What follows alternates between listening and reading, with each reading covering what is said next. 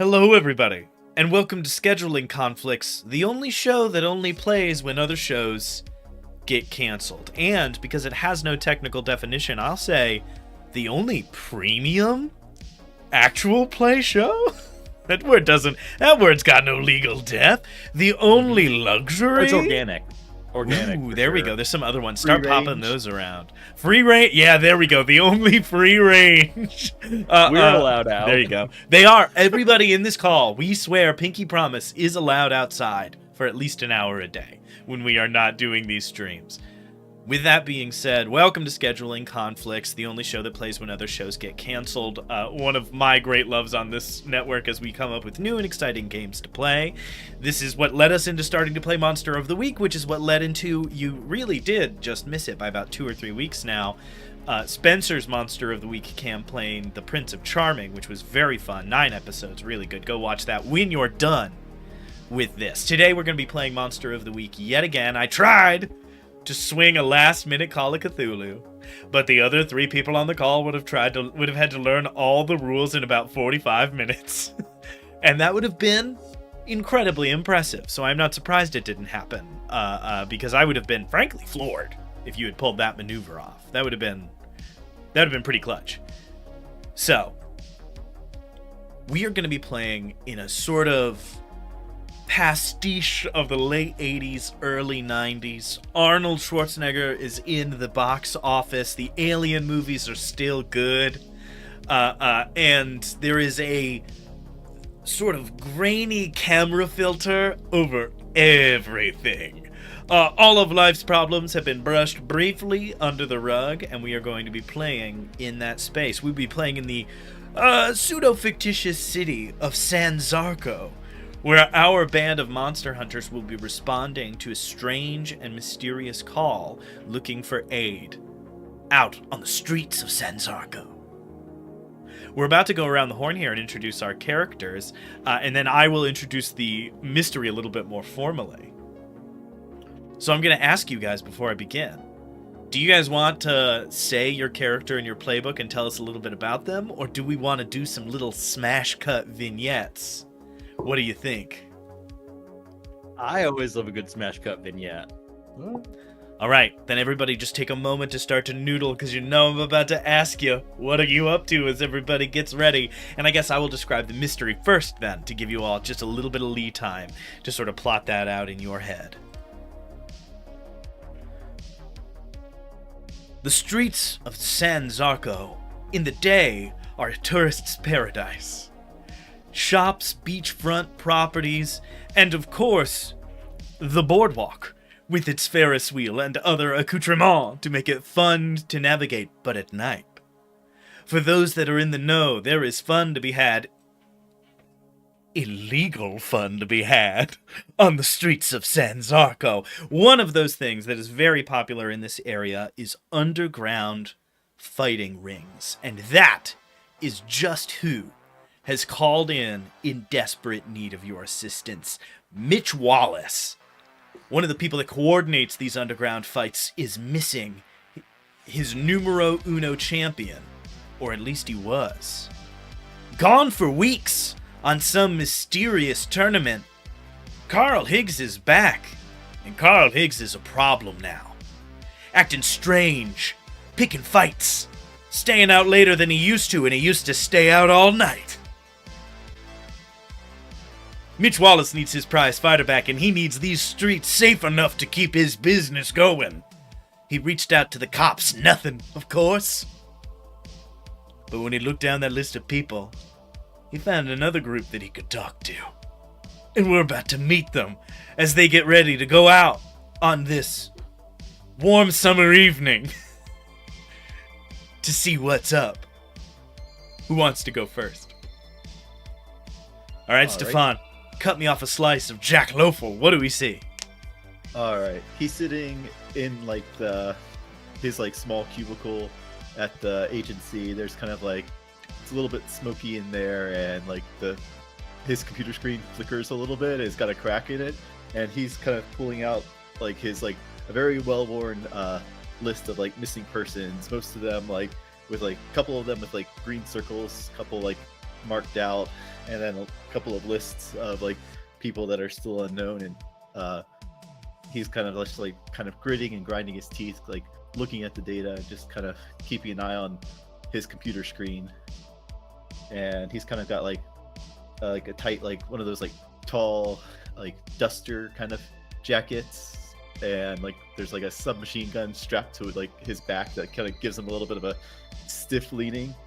He's got a very smudged shade sitting beside the computer, and has like a couple of like scratches on his face, with like this one like pierce that kind of looks like it's like a twisted squirrel scar on like his cheekbone. And he's just kind of like sitting there, just like literally flexing his muscles to try to like process the missing persons and connect the dots. We see Jack Loeffel typing away at a keyboard trying to put the pieces together. I love this long trench, little tack 9 under it, looped on the back. Fantastic. I'll say, you tell me, what tips you off that it's time to go? I guess like there's gonna be like a little like red buzzer that like starts like beeping and sounding, and he kind of like gives him a start, looks up, and he goes over and starts, I guess, knocking on the doors to Mason and Felix's. I guess, would you guys still be here, or would you guys have to go round you up? You'll probably round. I think round him up. Round him up's the clear option. So Jack's you knock working on both doors. There's no sound. There's Yeah. no response. Jack's I sigh, grab a couple of your like guys' belongings, strap one over each shoulder, and then just like start walking out down the street. We see Some, one like, of those. sand blowing in the wind. The computer is one of those black background, green text. That light begins to bang, bang as you get a notification. Jack gets up and hits the mean streets of Sansargo. Who's next? I'll go. There we go. All right, so Felix, he is on shift at his ice cream store. He has pink and red striped shirt. He's got the hat that looks like an ice cream. He is the shop. It's little. It looks like he's working out of an ice cream cone. Raskin Bobbins. And you see that he drops an ice cream, and just before it hits the ground, it just stops there. Just stops, and he looks down, and he's, thanks, Mason. And it pans into his view, and is able to see ghostly figure, Mason. And Mason lifts up to him, and the customer just, hey, nice catch, and he just gives it to him. We're looking out at a sea of teens with side ponytails and leg warmers. A couple of adults in amongst them, some accompanying youths, others there individually. Continue. Felix is the spooky for anyone that hasn't gotten that yet. Awesome. I love it. All right. We see this scene. How does Jack arrive on the scene? Alright, I think he walks up, kind of like stares menacingly at the line, and just like walks past them, and he just taps on the glass like to get Felix's, and he's just like, yeah, there's a ice cream machine that's broken in the truck. Looks like it's going to need your attention. Get in line like everyone else. Hey, No this for one's ice cream. important.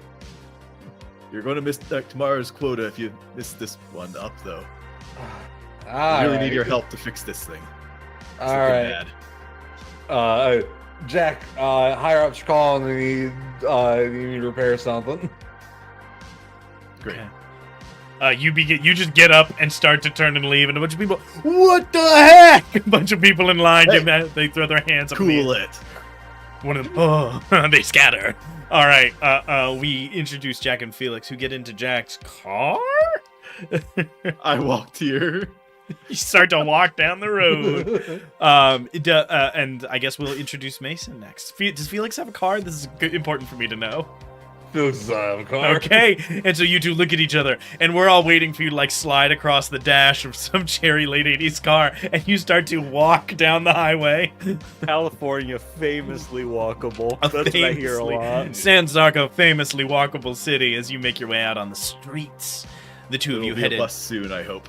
towards where Mason will be. Spencer, cut us off a slice of Mason Fathom. Mason, you hear the sound of a ringside bell. Ding ding! And you watch two men, bodies oiled, sweat dripping, in the 9th round of a boxing bout. Cracking at each other, swinging jab, hook, cross. Mason swings out and catches this guy across the jaw.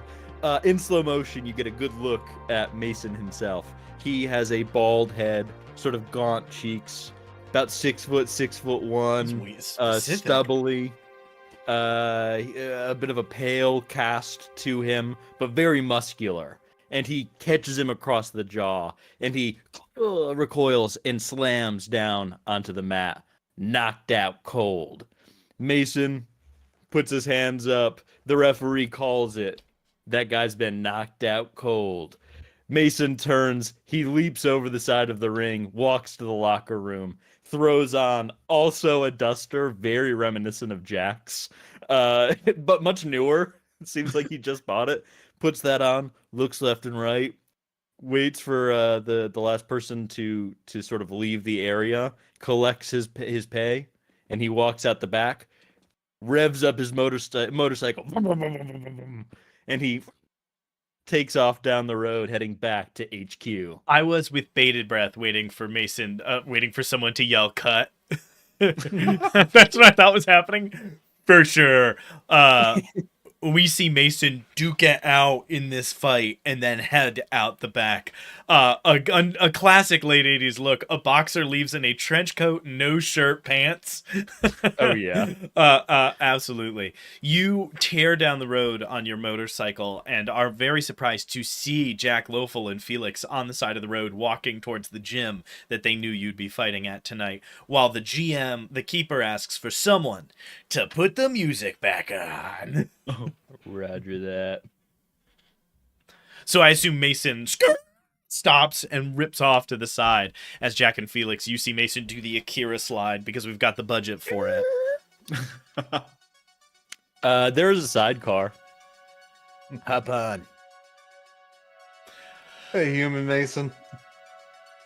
Human Mason. You guys- Oh yes, because we those of you, the eagle-eared among you, will notice that we have two Masons, one of whom is spectral and one of whom is physical, because Michael hates me. This is so vital for me to know. This has happened many times. Mason Fathom pulls up in the motorcycle. Who gets in the sidecar and who rides back? I call back. All right. Jack crawls into the sidecar. Mason I gets on the hope- front. Felix hops on the back, and you guys start to down the road. The taillights, one of them's broken. Nice. Guaranteed. We see that as it sort of whips up the highway. Not up the highway, I guess. As it sort of whips up the boardwalk, we see the motorcycle vanish off into the distance. One taillight out, one taillight lit. And we swing. All right. Tell us what's going on, Jack. Well, just got some correspondence. Seems like Mitch Wallace left us a message hoping that we could meet up with him. He's sent something about Carl Higgs, his prize fighter, who's kind of like, he's been MIA for a while, but now he's back and causing a ruckus. Yeah, I've been trying to Seems- get in contact with him myself. Yeah. Still waiting for that one-on-one match. Mhm. Yeah. They Might get it said- soon. They said doing it for research purposes isn't enough. Studying for a film role, not good enough. They want That true is. fighters. That's too bad. But you might still get your break for fighting and for that role. Yeah, maybe. But so I guess we can go head downtown to meet up with him and see what else he knows. All right, I'm heading that way. Whoa. All right. We see that. So now we see what I described. You tear up the boardwalk. We see that one broken taillight, the other one still lit as it goes down the road. The camera pans sideways, and when it comes back around, we are looking at the exterior of a nightclub called The Walrus. We see a large, like, neon sign that is the body of a walrus with fully Paul McCartney's face on top, just in sort of like loose spray paint art. It seems to have been maybe added after the fact. Somebody thought this name was too funny to not do a little bit of vandalism. As the motorcycle pulls up, Mason, do you like go down a little alley to park it, or do you park it right out front? What's the deal? I park it right out front. Park out right out front, swing Who off would the steal top. from me? Mason leaves the keys in the ignition, and you guys all go inside the Walrus. You step through the front doors and hear distant, sort of vaguely techno synth sounds playing in the background. For no inexplicable reason, there is a haze of smoke and fog across the entire interior space. Nothing in the scene explains where that is coming from. As you stride across the room, this place is full. We see people talking, drinking, fighting, dancing all around, little moments playing out that fade into the background. So many different things that it's impossible to notice any of them, and because the extras have been paid to not say any real words, you start to make your way over to the bar, where we see Mitch Wallace, who, if we were to describe who he was played by, it would be Bruce Willis at this time. Also bald head, but with that like balding peach fuzz, with that strong male pattern, sitting behind the bar, not cleaning a pint glass, like having an argument with somebody who is getting in his face and pointing them out, as we see a like 6'6" bouncer just like pick this dude up and throw him across the room as you all arrive. That turns into a little scuffle that we hear in the background as this scene commences. You approach the bar. All right, Mitch Wallace, you called. We're here. Let me know when you're ready to have a chat. Yeah, remind me the name of this organization that he would have called, or what he would know it as. We're here from Missing and Mysteries. About your little problem. Like looks around. He like shoos off. Another bartender coming in, and he was like, "I didn't know that you M&M guys were real. My friend said that you could help out, and I thought I'd put out the word. It's good to know that there's people out there. People We're trying real to when you help." need it. Yeah. Well, hopefully we can before things happen. A lot of people tend to go off the rails, then vanish completely.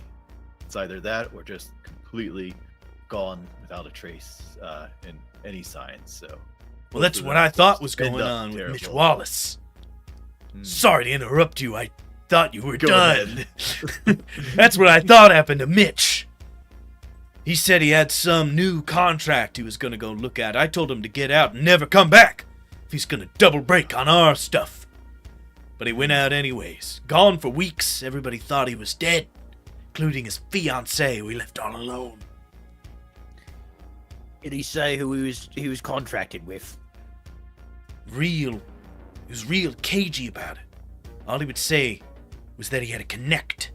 A guy named Zane. Zane. Alright. Then all of a Last sudden, place Zane was found. Carl Higgs shows back up. Starts causing trouble in the club. Telling me that I need to give him a chance to fight. I tell him I meant it. He's banned, so we can get back to the club. Head to one of those other places that'll take any freestander on the street. I will do it. Not in like here. Puts him in a. Mitch Wallace puts on sunglasses inside. Yeah, sounds like it puts him in a rough situation now too. But maybe we can figure out what's happening, and hopefully, no more of your boxers will be cutting contracts that way again. But I tell you something strange. Reason I called you all. Man disappears and comes back. That's strange. But I tried to call the police first. They wouldn't listen. But there's something stranger. Carl Higgs is a tough man. He's a champion fighter, but he's a featherweight. Skinny like your friend there. And he gestures to Mason, who's well built, but we know from, I assume we know that Mason is a sort of thinner build, kind of a ropey, muscular fellow. And he goes, he's a featherweight. But the other day, he put Big Donnie on his ass like it was nothing. And he points to that giant bouncer that just threw a guy across the room. Now, Carl's no slouch. But Big whatever the name I just said was... Donnie. Big Donnie, he's massive. No way he lays him out in one hit like that. There's only 2 hits. Carl hitting Johnny, Johnny hitting the ground. Donnie. Sorry, Donnie's brother Johnny also works here. He's right next to him. The camera pans over. Shows another big bodyguard. Johnny's like 1 inch shorter. Now, I don't know what's going on, but a man disappears that long, comes back strange. Police won't listen. I gotta find someone to talk to, and they said that was you. Well, we'll hopefully get to the bottom of this. Keep your club calm and carry on. All right. Where is Mitch Wallace? No, where's Carl Higgs? I'm You're Mitch Wallace. I'm here. I'm on the streets. Where's Zane? Where's Coral? Well, I would like to say that he's probably home by now, but I bet he's out in the clubs. Somewhere trying to pick a fight for money or for free. Your guess Yeah, is... you ever meet this Zane fellow? I don't think so. Only heard of him through Carl. All right. I don't even know what the man looks like. Just know his name. Zane. From what Carl said, he said he was a sketchy fella, real switchblade of a man. Great. Did Carl leave any of his stuff behind here? Can we check out his locker? Yeah, all right. And he turns and starts to walk into the back. You walk over to the side. He opens up a door. You go into the kitchen. Past the kitchen, we see scenes of a radio playing, this sort of stainless steel, rust and grime kitchen going through. We see some guy doing, I can't remember the rules on Twitch and YouTube, pixie sticks off the counter. As you continue back, you go through another door and take a couple of steps down into a all, like, what do you call, cinder block basement. Dirt floors, grimy and dim. He points to the one side and goes, that's where you're headed. And you see that there is like a little doorway that leads to a small locker room with a couple of lockers. And in front of you, you see a clumsily drawn out on the floor, basically, with spray paint Octagon, with blood spatters all over the ground. The whole room smells like sweat and pennies. He goes back upstairs. What do? Let's head onwards then. See if we can find any clues here, and then head out. I'm gonna look around the this spray painted Octagon to see if there's anything that stands out beyond the blood, if there's sigils or anything of the like. Okay, all right. Yeah, go ahead and make. I mean, certainly either just plus sharp, but it's definitely going to be investigative mystery as you start to poke around, looking for clues. All right, my sharp is not my greatest, Mason. I rolled double 6s, plus 0, so 12. 12. All right. Hold 2. What happened here? What sort of creature is it? What can it do? What can hurt it? Where did it go? What was it going to do? What is being concealed here? And be reasonable. What is being concealed here, for sure. And what happened here? What happened here? All right. You're looking around, trying to figure out what exactly it was. You see signs of countless struggles stacked up on top of each other, one after the other, after the other, after the other. You see outside of the ring, just off to the one side, a sign of another struggle. This one, outside the ring. You see a pair of footprints still embedded in the dirt somewhat. You see where they shuffle back and forth quickly, and then where one set lifts right off the ground and doesn't touch the ground again for about 3 feet, and it's its heels that touch. Like someone got knocked and went flying several feet and slammed down into the ground. You see that sort of sweep of dirt, and sure enough, this looks like Big Donnie's sort of visual print. As if he was knocked. You heard he was knocked on his ass. He was knocked across the room. Not even Rocky Balboa could do this. And then what is being concealed here? As you look closer, you see that where your feet are where you're standing, as you look out at the other thing, you look down and see a patch of sort of disturbed dirt, like something was either buried or stepped on. You reach down What the hell? with your hands and push some of the dirt out of the way, and you pick up and you pull a silver crucifix that had been ground down into the dirt by someone's heel. The back on it, it's a metal chain has been snapped, as if somebody grabbed it and ripped it off somebody's neck, threw it on the ground, and stepped on it. Someone's got a real problem with the church. Maybe Donnie pushed Carl a little too far. As that happens, I cut over into the locker room. Who's in there? I'll head towards there, yeah. Felix, you and Ghost Mason able to kind of snoop this place out for anything strange? I'll look through his personal effects. Yeah, we can give it a look.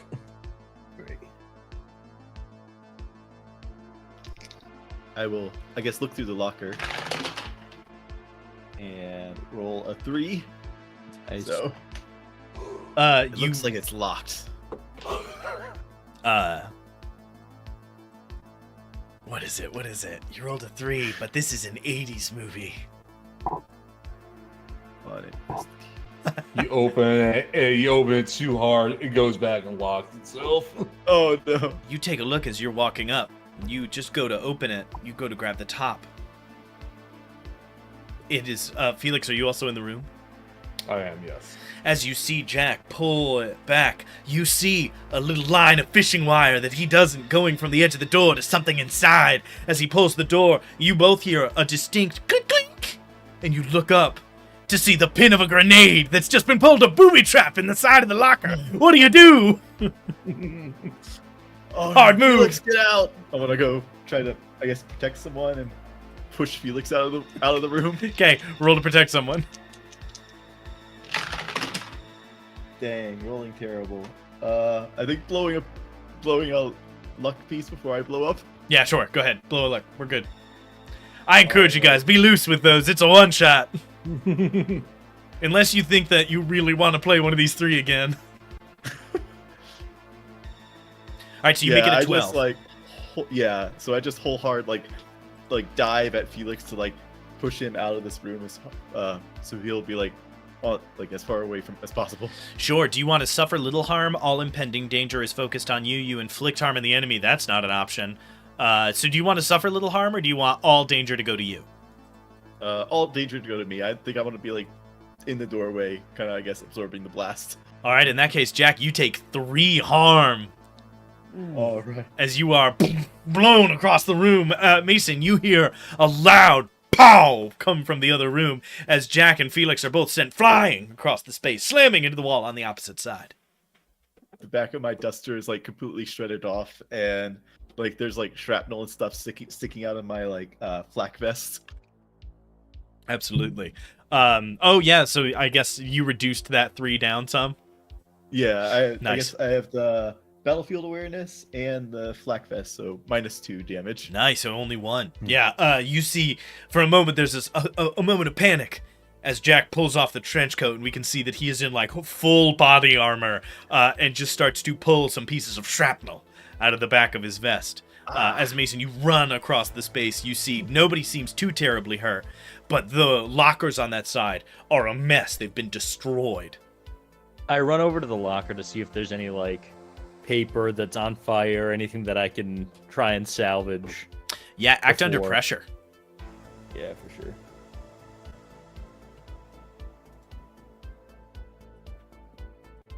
Five, 6. 6, another fail. Oof, we are... I mark experience. Yeah, you do. Good gravy. Okay.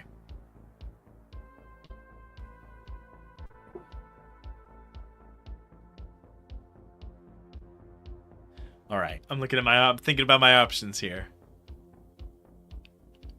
I run back into the main room and I say, Mitch, you knew there was a goddamn grenade in there, didn't you? And I'm gonna go up to try and fucking swing on him.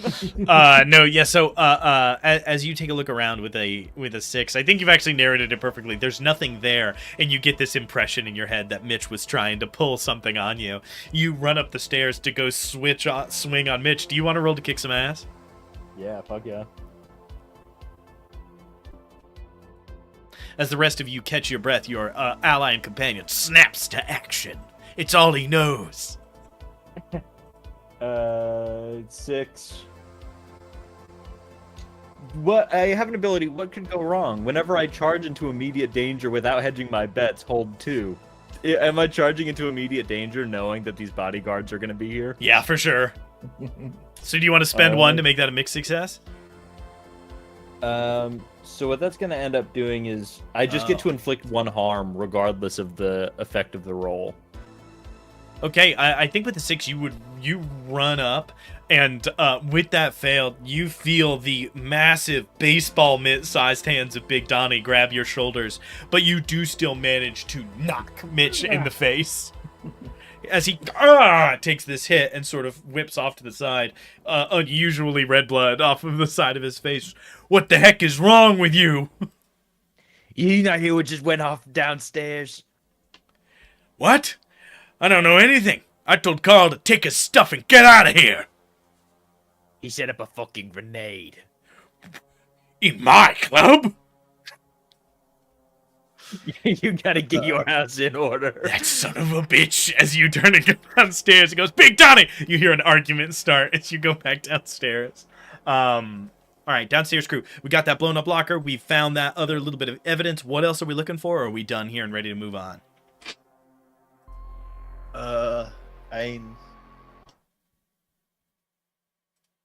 Is there a lot of like room around the fighting ring too for like spectators down here? Yeah, or is it mostly... It'd be standing room only, literally, but yeah. Yeah. I guess I'll probably like coughing a little bit from the grenade dust and stuff. Dust off what's left of my, I guess, crop top duster. That's like the shredded remnants. And Just a jacket. like while I'm down here, I'm just gonna like move my hands through the sand, looking for any like ticket stubs or other like material that might be connected to Zane. I'd be like, Oh, interesting. Sure. maybe Yeah, he's- go ahead and investigate a mystery as you poke around, looking specifically for anything that might relate to this mysterious figure. Great. Not my strong suit, and still rolling low numbers, so that is a 3 total. 3. Nice. The door opens from the top, and Big Donnie runs downstairs and goes, Guys, you gotta get out of here. Someone called the cops. And you start to hear sirens from up above. And we cut to you all going through the back doors, hopping on the motorcycle, sort of forming the Voltron of people on that, and tearing down the road. The hard move on that is you no longer have access to the Walrus Club. What's up for Felix? The only thing I wanted to do before we left, I just wanted to do telepathy on Donnie really quick. As he's ushering us out the door. To do it, Yeah. sure. What do you? How does that work? Is that the one of the new weird moves, right? I read people's thoughts and the words in their mind. It's gonna allow you to investigate a mystery and read a bad situation without needing to actually talk. You can also manipulate someone without speaking. You still roll moves. Okay. I'm So you're I'm just trying to reason. Yes. Yeah. So investigate a mystery then. So roll plus sharp as you peer into Donnie's mind. What a game, man. All right, that is a 4 plus 4 plus 0, so an 8. 8, mixed success. Hold 1. What happened here? What sort of creature is it? What can it do? What can hurt it? Where did it go? What was it going to do? What is being concealed here? Or another question that seems relevant. Mostly, I guess, what kind of creature is it? I'm trying to look into, like... Spencer's swapping out dice. It's getting desperate over there. What kind of creature was it? I want, like, insight into what hit him We see that hard. a memory Felix gets the impressions, but we've got budget. We cut back in time. The grain of the photo gets a little bit tighter. The color grading gets a little bit more severe. And we see this area full to the brim with people. A fight going on in the ring. Two dudes just absolutely slugging it out while other people bet and wave tickets above their hands. We do see some chairs that are set up when that happens. A betting table across the back with a chalkboard behind it with odds written up in simple white chalk. And we see Big Donnie in an argument with Carl Higgs. And this is our first spotting of Carl Higgs. He is a thin, short, but dense fellow. He is like maybe 5'9", and from the outside looks quite thin, but you can see in his forearms and in the tops of his hands this like bizarre vascularity. And he is in this argument pointing up at Big Donnie, who is head and shoulders taller than he is. Big Donnie is like deflecting him off, telling him off as he's like, I deserve to fight here. I've been fighting here as long as... And they're getting into this argument. Big Donnie pushes him, and we see Carl push him back. His hand reaches up and touches like Big Donnie's collarbone, and his hand touches Big Donnie's necklace, a silver crucifix, and he pulls back. And what any other person would have missed, but the trained eyes of somebody who has been exposed to the paranormal would notice, when he pulls his hand back from the silver, he shakes it out like something about that hurt, reaches up, grabs Big Donnie, tears his necklace off, and throws him across the room. Big Donnie goes like 3 feet sailing, knocks over like 8 other people before he lands. And we see Carl step on the necklace. You said what sort of creature is it? Mm-hmm. He turns and says, you better back off. And the camera lingers as we see a pair of fangs extending from his top teeth. J'accuse. And just as that happens, you are pushed out of the back door, get on the motorcycle, and start to tear down the road. Sweet. Alright, where are we going next? We've got his fiancée to check in with, maybe. He might still be leaving something there now that he showed up again. Is Felix not going to tell them what he's just discovered? Oh yeah. Huh. Hey guys, first time I've seen one of these, but I read about them, I guess. We got some fangs. We got Fanger on our case. No, the other fangs. An unaware wolf. I mean, yeah, kind of. I mean, the blood-sucking bang, the fangs. A were-leech. El Chupacabra. No, this is a V. Vampire. There you go. We're the only vampire here. Good thing I kept this. And I take my hand off of the, controls of the motorcycle. I reach into my pocket and I pull out the crucifix. And I put it back You in. pull take this control again. silver crucifix out of your pocket, and Felix, you recognize it from the vision that you just saw. You and Mason, different roads, but connected somewhere in the middle. As the motorcycle continues to tear off down the road, I will ask, where are we going next? Well, first we need to go check the yellow pages. I do want to say, fear. I appreciate that this is true, no harm, no foul. While we were doing the bit about not knowing the name of a vampire, a viewer did leave. Shout out, man. No. He couldn't take it. He couldn't. Get out of here if you can't hang. If you can't fang, get out. If you can't fang, get out of here. So where do you guys think you're headed next? You want to just, are you doing as Mitch said and just looking for trouble and assuming you will turn up? Do you head to the fiance's apartment? Where are you looking? What are you thinking? Do you have some other crazy harebrained scheme? I think, for me, I'd be looking for trouble. He's probably out this late at night. I We think can't it's find nighttime, him. right? Yeah, Yeah. it's night. All right. Sun's not in the sky. All right. Okay. How do you do that? How do you go looking? Do you literally just go driving, ears open to the road? Then that's probably plus sharp. Do you, or maybe plus cool? Maybe that's act under pressure. Does somebody want to do a little bit of magic? Or do you get on the phone, roll a little charm? try to see if somebody knows something that's going on in the city? What's the vibe?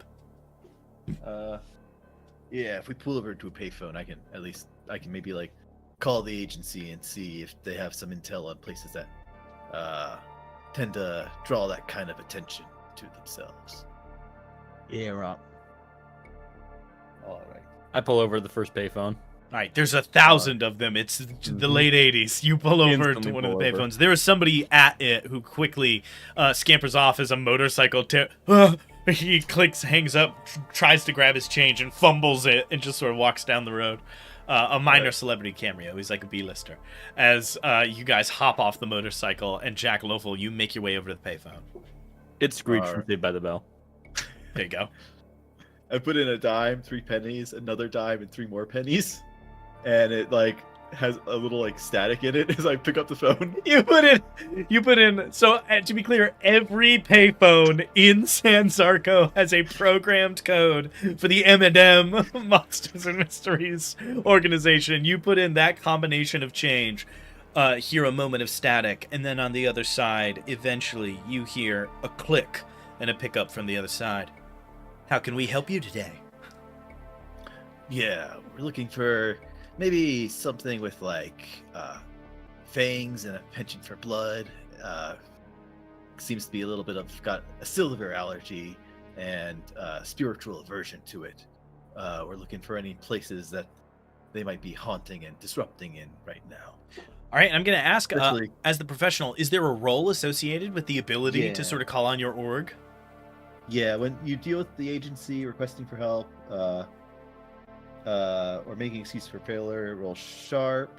Oh no, that's the one stat I don't have as good.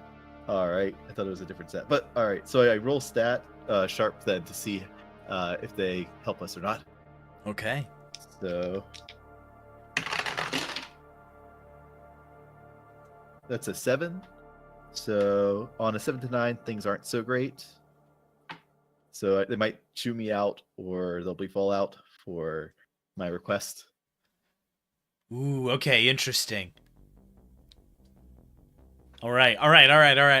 Well, it's interesting to hear from a junior agent so quickly.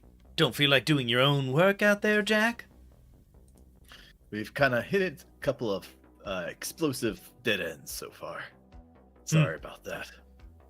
Drawing negative attention to the agency. Well, we'll help you out of this bind, but this is going on the record, Jack. All right.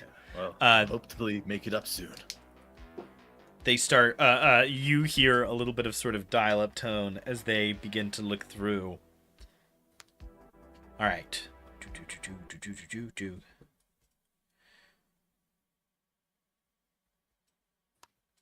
Sorry, let me look through here. What would make the most sense? Mason's smoking like 3 cigarettes. He's burned through 2 already. Yeah. Does the ghost Mason sit on the motorcycle too with us, or does he kind of like have a spectral space he goes to? He floats alongside us really It's like- fast.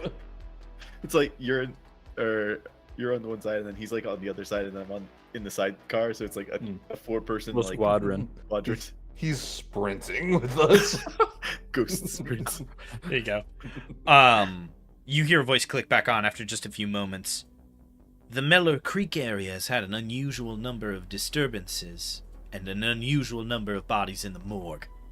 Not too many clubs out that way. I'd start there. All right. Great. All right. Thanks for the lead. We'll get back to you when this is finished. You damn well better. And hangs up.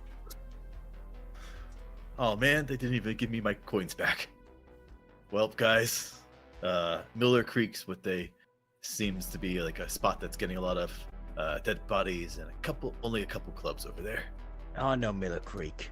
Let's go. All right. You guys tear off down the road.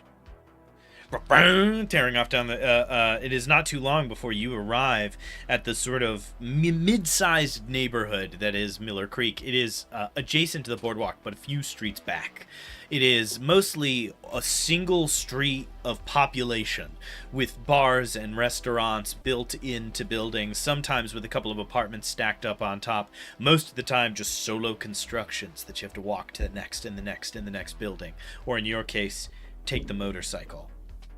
You see a couple of bars, a couple of clubs. It doesn't seem like it's the roughest area in the world, but there's a lot of people out and about. What do you do as you know that you're in the right neighborhood? I'm gonna go stop at the first bar. And I like kick the door open and I saunter in. $100 for anyone who can knock me out. Okay, $100 for anyone that can knock me out. I think it's definitely manipulate someone. Roll plus charm. And your success will basically just see, for the most part, there's going to be kind of two layers to this, right? How successful you... There's an amount of success where this is going to be extremely helpful, and then as we sort of step down little bits, you know... Can use a luck point. Can use a luck point right away. Just real quick. So yeah, I got a 12. Got a 12. You kick the door in and say $100 for anyone that thinks they can knock me out. We look out into the bar, and there's a moment of silence as people look, and you realize you interrupted a scene. A couple of people part out of the way, and you see that holding somebody by the front of their shirt, fist up in the sky, having just been beating somebody into a table. Looking up and over the side, we see the short, unnaturally muscular form of Carl Higgs. A face that you've seen before, Mason, in the middle of a fight as you arrive. Looks over and goes, $100. And throws that guy down on the table. The table shatters under his weight. Come on then. All right. Do you want to roll to kick some ass? What's the goal here? Do you just want to fight this guy? Yeah. All right. This is Mason's Monster of the not known for Week. Smarts. Tell me how you kick things off. He runs over to you as you meet. So maybe roll the dice first, and then tell me what happens. Felix, you just hear, you see Mason walk in, and you immediately hear a fight start. Yeah, I'm running in, and I also want to do ability. All right, well, let's resolve Mason's thing first. Yeah. 10. 10 on a kick some ass. What's your extra effect? Do you want to take I +1 do forward, terrible harm, less harm? What could go wrong? Again, I charged into immediate danger without, caring. Sure. So I'm going to reduce my harm suffered by 1. Okay. So you reduce your harm by 1 from that, and then you have the 10 plus kick some ass effects, which is gain advantage, take +1, inflict terrible harm +1, suffer less harm -1, force them where you want them. I inflict terrible harm +1. Okay, what does that harm add up to for you if you just punch a guy? It's just punch a guy, so I think that it's just 1 damage for fist and then 1 damage for terrible harm. I so think 2 that's damage. true because some of the classes can take martial arts. Yeah, and I don't have that. Okay, so you do 2 points of harm.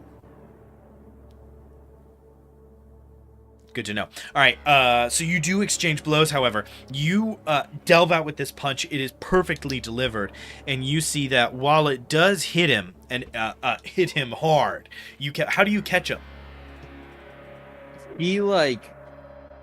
He's still using proper combat form, even as a vampire. He's relying on that. We got that from the vision that Felix had. So Mason just ducks the first swing and catches him in the ribs and pops. Punching up in the ribs, you feel that it is a well delivered, good torque on it punch up into the ribs, and you feel huge resistance as your wrist takes some extra strain. Carl Higgs will only take 1 point of harm as he whips up and slams a fist down into your face for 2 harm reduced to 1. 1 harm.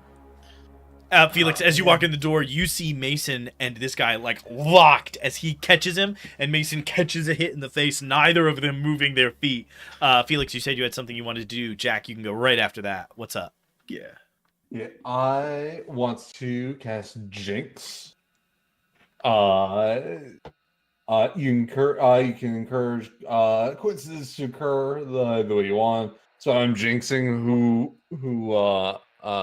Carl. yeah, yeah, jinxing Carl. Great. What do you roll? What do I do?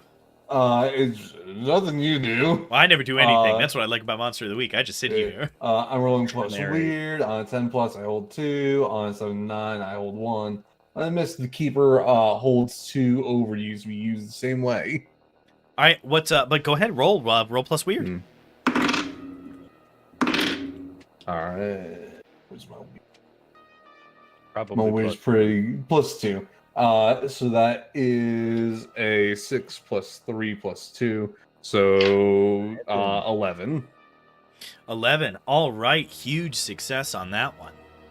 All right. Let's look at So what that bad boy I does. hold 2. So I can interfere with a hunter, giving them -1 forward. I can help a hunter, giving them +1 forward. By interfere with a monster minion or bystander is trying to do, or I inflict 1 harm. All right, so I'm going to give Mason +1 going forward, Okay. and I'm inflicting 1 harm due to an accident. My so Mason, go trip him.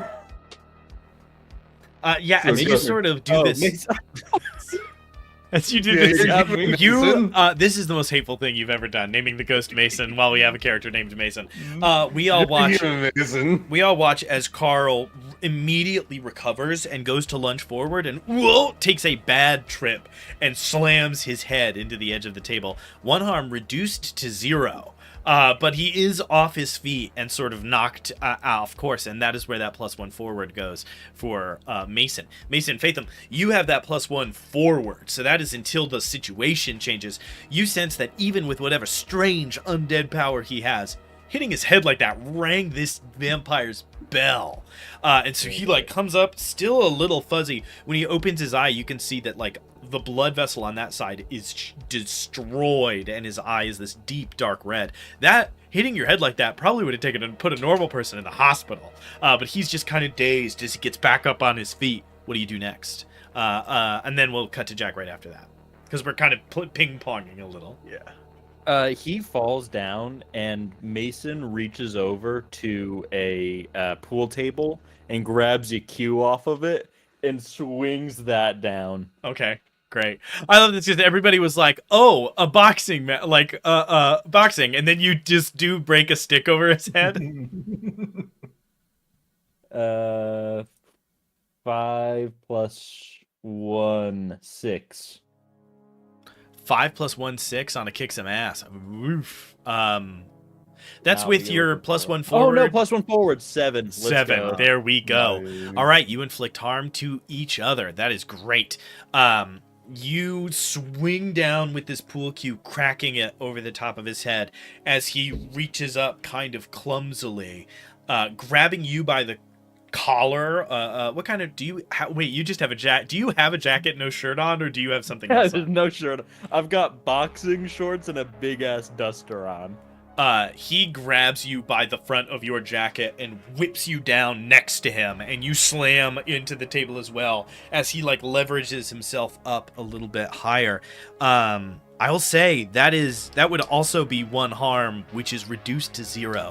The pool cue just snaps over his head with almost no effect at all as you take 2 harm, being slammed down into this table. You get the sense that in a one-on-one fight, this is not gonna go your way. But the pool cue snapped. Yep. Oh no. That's all I Oh need to no. do. Oh no. Anytime you're running Monster of the Week and somebody accidentally makes a mistake, you're like, don't do this. No, but yeah, the pool cue snaps into 2 pieces, which both have this jagged wooden edge. The camera, for sure, we see the pool cue break and we hear the squabble, but it happens out of frame as the camera follows that pool cue down and really focuses on this jagged wooden edge on the ground. As we cut back up, Jack, you are right behind Felix. What do you do? We were supposed to keep a low profile, Felix, and Mason's kind of stirring this up. And I'm gonna like maybe use the tactical genius to read a bad situation to see if I can like find a way of like clearing the crowd out of here as Absolutely. this fight embroils. Yeah, read a bad situation. Well, okay, so keep going, but I will say an important note: make sure you say what you want to do first before you start thinking about what move you want to roll, because getting everybody to leave would be act under pressure. Reading a bad situation to see what's going on would be read a bad situation. Okay, so yeah, act under pressure, it will be fine then. Okay, so Yeah, that would be plus 'cause- cool. Great. All right. That's a 13 then. With the 13, you do what you set out to do. So I will just ask you, as this fight breaks out and is getting nasty, you see Mason snap that pool cue, and that sharp piece of wood is now clutched in his hand, and you know what is probably going to happen. What do you do to get everybody out? All right. I think just relying on this police sweeping to the other club, I'm just going to be like, the police are coming! And it's like, there's the sirens! Get out! Yeah, If it those ain't same broke. sirens we can hear down the street as you yell, "The cops are coming!" We immediately see like panic. The bartender stands up and goes, "I don't have a liquor license!" Turns and runs out the back door, while other people start to file out through other things, dashing and scrambling to other areas as the first group of people run because they don't want to be near the cops. The second group of people run because people started running. And by the end of it, with a 13, you all look around. The bar is empty. There is truly no one inside. As a bunch of people make their way out. You do hear music coming from the kitchen and some singing under it. Some guy with Walkman on-ear headphones is still cooking, and the camera can see him through the back window, unbothered by what's happening in the front room. As we cut back to Mason, as you are duking it out with a vampire, what do you do? Mason is going to take a moment here to pull out the crucifix and toss it to probably Jack. He reaches in and throws it, probably opening himself up to some danger here because he's in melee. Yeah, and this is straight up the middle act under pressure. Roll plus cool to toss this across the room in the middle of a fight. An 11. An 11, act under pressure. You do what you set out to once again. In the middle of this fight, Mason, you cast that over. Jack, you catch it as a fist swings towards your face, Mason, and you like get out and under it and manage to avoid the blow as like you are continuing to have to deal with this guy. Who wants to do something next? Felix, go. I'll jinx again. I'm jinxing again. So we get the sense of how these fights work. Mason is like up in the squabble with everybody while Jack gets people out of the room, and Felix off to the side is coordinating with Spirit Mason, who is making ways around. You are giving him information, empowering your spiritual connection to your ghostly ally, moving things, and setting up a situation where Mason is more likely to win. Roll plus weird. All right. That is a 4 plus 2 plus 2. So 8. 8. Great. Was hold 1. It is go ahead and search him. Target loses something that I will find soon. Okay, we you cast this out again. Mason runs up and like grabs the back of his Ghost Mason grabs the back of his shirt as Physical Mason fights him. We catch this weird moment. He falls back, and what we see, but what you three don't see yet, is as he tumbles out, a business card falls out of his jacket pocket and down into the ground. The camera swings by, and all we see is a name emblazoned across the top. Rick Crimson. That's what you want from your world building. An immediate laugh. As Felix, you are sort of in the corner. Who has something else they want to do? Mason, you are still in a fight. Jack, you could tag in with something. Yeah. Who has a thought? All right, I want to try and I flinch first seeing the metal, just thinking back to the grenade, but then I see the shape of the cross, and then grab it, and I'm gonna just be like, well, we know it works well, and just run at him with it, and just try to press the thing into the Carl? Yeah, it's gonna be use magic with a +1, I think. I'm gonna give you a +1 forward because you have this item that you know will work. Okay, good. That takes the weird -1 to a neutral. And all right, dice are working better now too. Roll a 10. A 10 plus, the magic works without issue. Choose your effect. Inflict harm, which probably is you. Inflict harm, which would ignore armor. Enchant a weapon. Do one thing beyond human limitations. Bar a place or portal to a creature. Trap a specific creature. Banish a spirit. Summon a monster. Communicate with something you do not share language with. Observe another place. Heal 1 harm. I think obviously you either inflicting harm, enchanting a weapon, doing something beyond limitations, or barring or trapping this thing. What do you do? I think I'm pointing it, and as it like points, like I triangulate, and it points like at Carl, like through his heart to the stake that Mason has, and it like kind of like gives this little like ethereal glow to the broken pool cue. You running around the outside of the room, Carl's head whips around as he sees you moving, whips back to Mason, and then he begins to feel as you slam this silver into his back. And we see this moment as a connection, sympathetic magic. The blow to the back, the blow to the front connects the two, enchanting a weapon. Spencer, your magical pool cue will do +1 harm and plus magic. I got 14 for my kicks him. I'm going to stab him with this pool cue. Absolutely. Straight through the heart. Yeah, extra effect, gain the advantage, inflict terrible harm. Sounds like that's our man. Yeah, I'm inflicting terrible harm on this fool. Okay.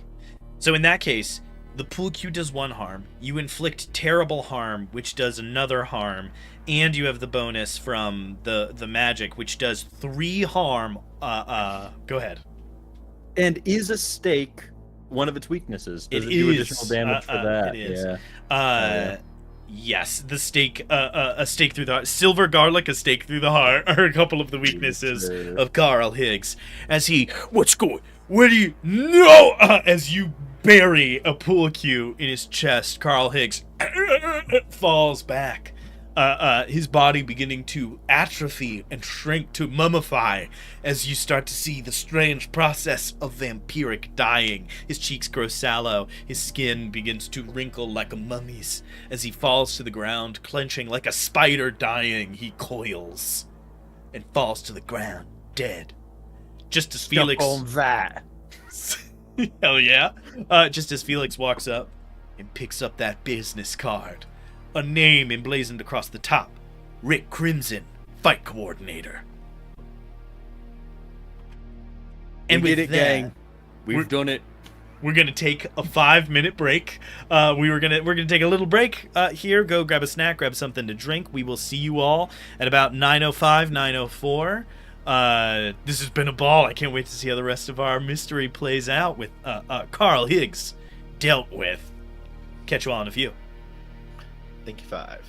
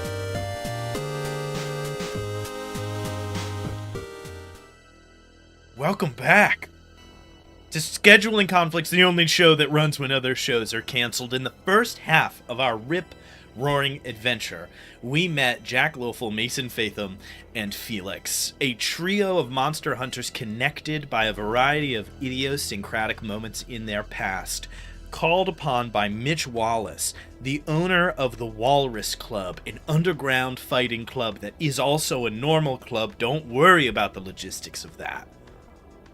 He told them that Carl Higgs, his prize fighter, had gone off on some strange tournament and come back wrong. He came back violent, stronger than he ought to be, causing trouble everywhere that he went, and so the group went to investigate his locker and investigate the area around where the fights happened. They found the locker trapped with a grenade, and the area where the fight was happening signs that Carl may have been a vampire, which Felix, with psychic powers, re-upped and proved correct. Jack called in help from his agency to get a little bit of information and got a slap on the wrist for it, and managed to track down Carl Higgs's loose location. Mason then, a couple of people are going to get this, rolled plus shivers and felt the spirit of the city and walked into the right bar, asked somebody to start a fight, to find Carl Higgs already in the bar, already in a fight. He turned around and a scuffle commenced instantaneously.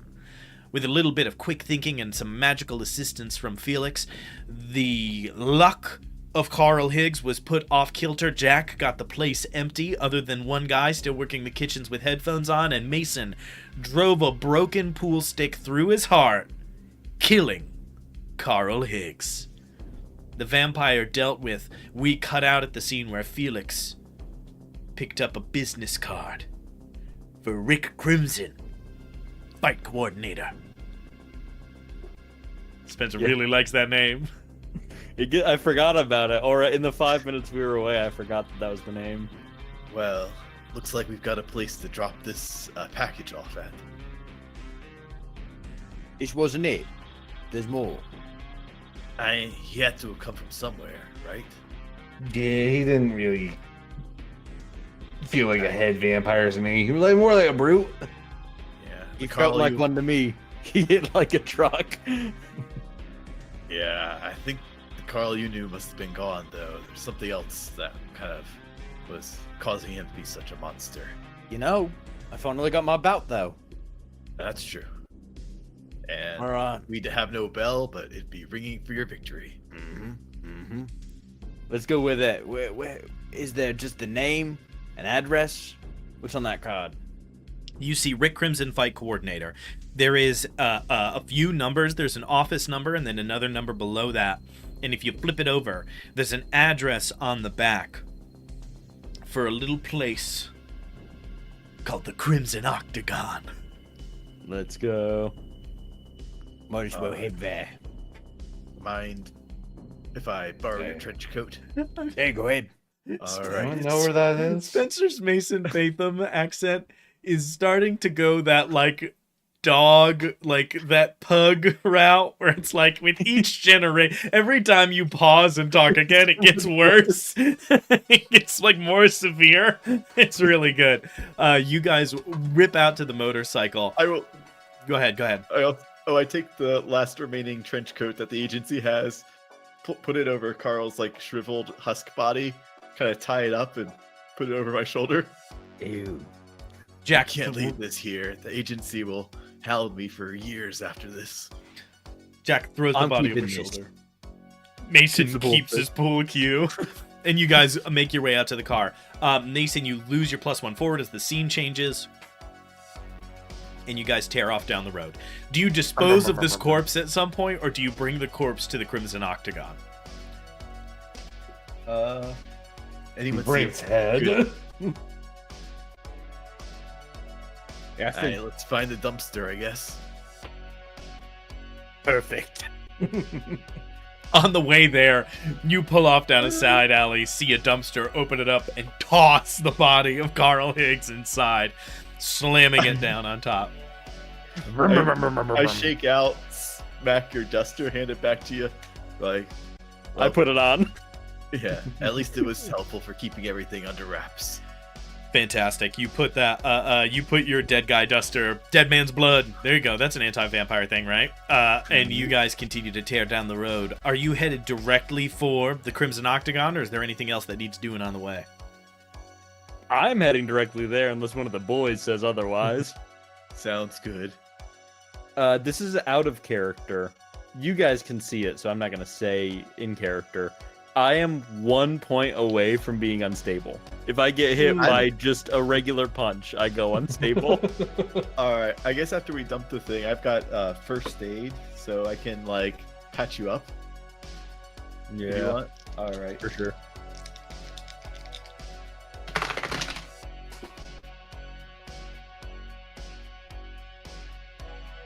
All right. So I rolled 7 on 7 to 9. Choose one. Heal 2 harm or stabilize the energy. So I'll heal 2 harm for you. I like patch you up and kind of like pull out all the gauze and stuff and like sew up a tear and, or stitch up a tear and stuff that you had. You actually end up healing some of my older wounds from the boxing ring match. So that's nice. It gets rid of those. And then I've still got 1 harm on me, but I'm feeling pretty good. There we go. Patching a couple of wounds on the ride there, you cross the busy streets of San Zarco before eventually arriving at the Crimson Octagon. As you pull up, pulling your motorcycle off to the side, there's not even a sign that says the name. There's just the shape in bright neon red, lighting the whole street up the same color. Powerful techno music thumps from inside, as outside a long line of people wait to get in behind a velvet rope. You see 2 bouncers out front. One is a large, the sort of large stereotypical bouncer, right? Large, big through the stomach, big through the shoulders. And next to him is a willowy, thin man who is standing on the other side, guarding the other side of the door. A tall, thin fellow with sort of gaunt features. He looks straight up like a vampire. Ken, I'm gonna ask. I have an ability called Oops. If I want to stumble across something important, tell the keeper. Can I have an invitation to the Octagon here that I just never took up, and I have that in my duster pocket for entry? We cut back like a month, and we see this skinny dude. Mason pulls up a motorcycle, and you're like, I can't believe we're not done yet. We never learned anything about that other guy. How would we even have begun to? You step back, and we see your a look across your face of like, and we cut to a memory like a month ago. You get on one of these prize fights, wiping some blood off your face. Somebody had to come cut your eyebrow. You've got that little razor mark, and it won't stop bleeding. You walk off to the side, go up to the bar, and get a drink. And we see a slender figure, this same man dressed in a suit, approach him from the other side and go, Mason Fathom, is it? That's me. I represent a proprietor of a fine establishment downtown. And he slides you a business card for this place across and goes, he wants to speak to you. And he flips it over and he signs the back. And goes, this should get you in. If anybody asks who asked, and he gestures the name, my name's Zane. And he leaves. You pull the card out of your pocket and look at the name Zane on the back. And the first thought that pops into your mind is, oops. As you hold out this card, what do?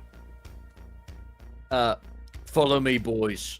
And I walk up to the bouncers and I flash the card. Absolutely. You flash the card. The larger bouncer goes to intercede and then steps to the side. And Zane steps up and goes, Mr. Fathom, great to see you. Glad you could finally make it. And he reaches, grabs the one door, opens it, and goes, I'll see you inside. Always looking for something good to sink my fangs into, if you know what I mean. And I walk in. What? Raw confusion. Yeah, what? No. Step outside the bit. Sink my fangs into as you step inside. We see his face concerned. He makes eye contact with the bouncer as the three of you step inside. Other people slowly filtering in. We step into the most stereotypical, like, seedy underbelly Mortal Kombat style club ever. There's like people walking around in skimpy clothes with big trays of drinks. One of them just has a tray that is clearly somebody went up to a prop designer and went, make a tray of drugs. And the prop designer was like, all right. And so it's just kind of a loose sort of menagerie of things that look kind of like drugs as other people are moving around and talking. There's not a normal looking person in here. Everyone here is an 8 or 9 out of 10.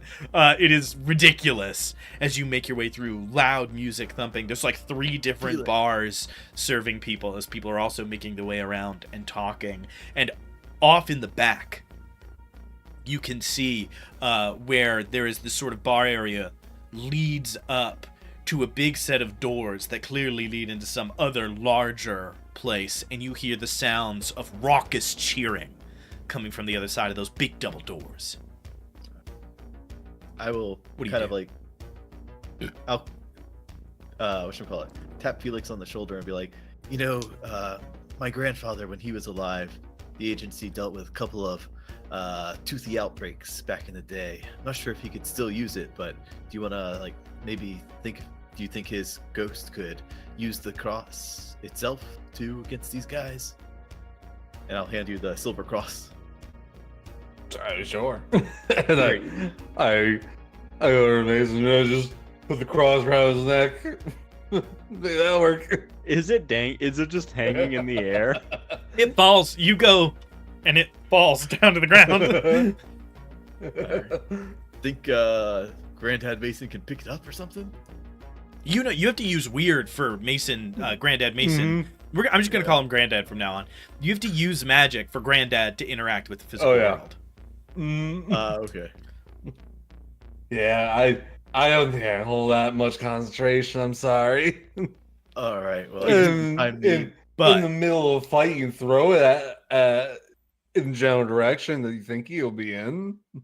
All right. But the action commences as the door opens behind you, and just Zane steps back inside, walking behind you all, keeping a distance as if he is sort of herding you through the door and deeper into the facility. In we go. I was curious if that was going to turn into another fight and vampire killing as you move deeper in. Zane, a little confused by what you said, now suspicious, sort of walks you through and up. As you open that set of double doors, you see the Crimson Octagon before you. I want to be completely clear, utterly illogically huge Colosseum is found on the other side of these doors. Huge rows of seats leading down to an octagon in the center, built about 3 feet off the ground with posts, everything that bright red color except for the floor, which is white. But it was white a couple of hours ago. Now streaks and spatters of red blood highlight its many features and sort of give stark contrast to the pristine surface that is beneath it. You see 2 men in the arena, both of them badly bloodied, fighting each other. The one grabs the other by the arm, sticks it in a bar, and then snaps his elbow up. The bone protruding out from the other side. The guy starts to scream as blood squirts across the floor, and the ref walks up and pushes him out of the way, grabs the other guy's hand and sticks it in the air as the winner of the fight. A round of applause breaks through. Do you guys do anything in this moment before the scene continues? Is there anything Mason, Jack, or Felix want to do in this scene?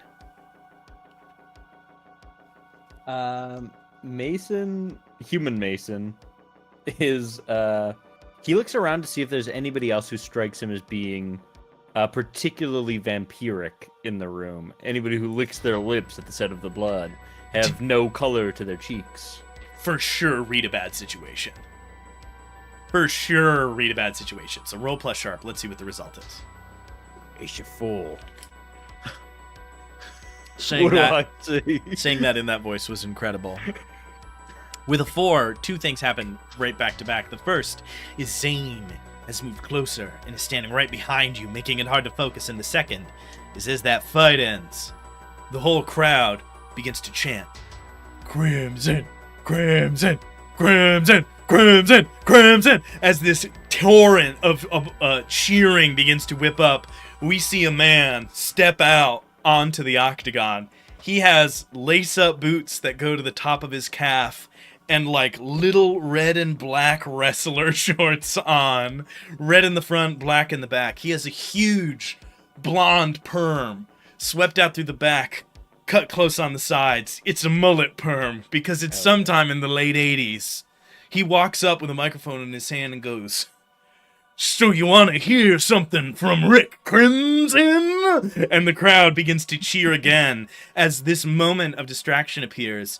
Rick's entire build is just impossible, even compared to the wrestlers that he clearly is inspired by. Who have, like huge pecs, giant shoulders. They look like a vial of steroids that wish to be a real boy on Christmas morning. This guy looks like he's 1.5 times the size. Like, if you imagine those guys who win World's Strongest Man, like Hafthor Bjornsson, if they were cut, but at that same scale. And this dude is just, like, working the crowd like crazy. Whipping them up into a frenzy as he begins to gesture to a new pair of fighters who start to like nervously make their way up. Seeing how bloody the last fight got, the two of them are looking at each other, shooting each other that expression of like, that's the kind of fight this is? As they start to make their way up, knowing, and as that happens, Rick Crimson, addressing the crowd, goes, "And everybody knows there's only one way out of the Crimson Octagon!" And the entire crowd erupts again as these two are like forced up on stage, and Rick shoots them an unnaturally toothy smile. Felix, all those advertisements and campaigns about peer pressure, they kind of end up warning you about things like this. I know this place is awesome. I'm gonna get in the ring. I would like to give an official apology for the hardest mic peak I've ever seen in my life, which was me yelling as Rick Crimson just now. Oh, really? I think I just discovered the fourth color on my audio bar. Alrighty. Yeah, so Mason turns to Felix as Felix goes, "This is awesome." Mason goes, "I think I'm gonna fight in it." How do we continue? How do you make that happen? As you say that, you hear a small chuckle from behind you. Only about 30 or 20 feet behind you is Zane. There's that D&D juice. I want everything to be 30 feet away. I turn over to Zane and I say, All right, how do I get in? Zane walks up and goes, "So soon? Just follow me.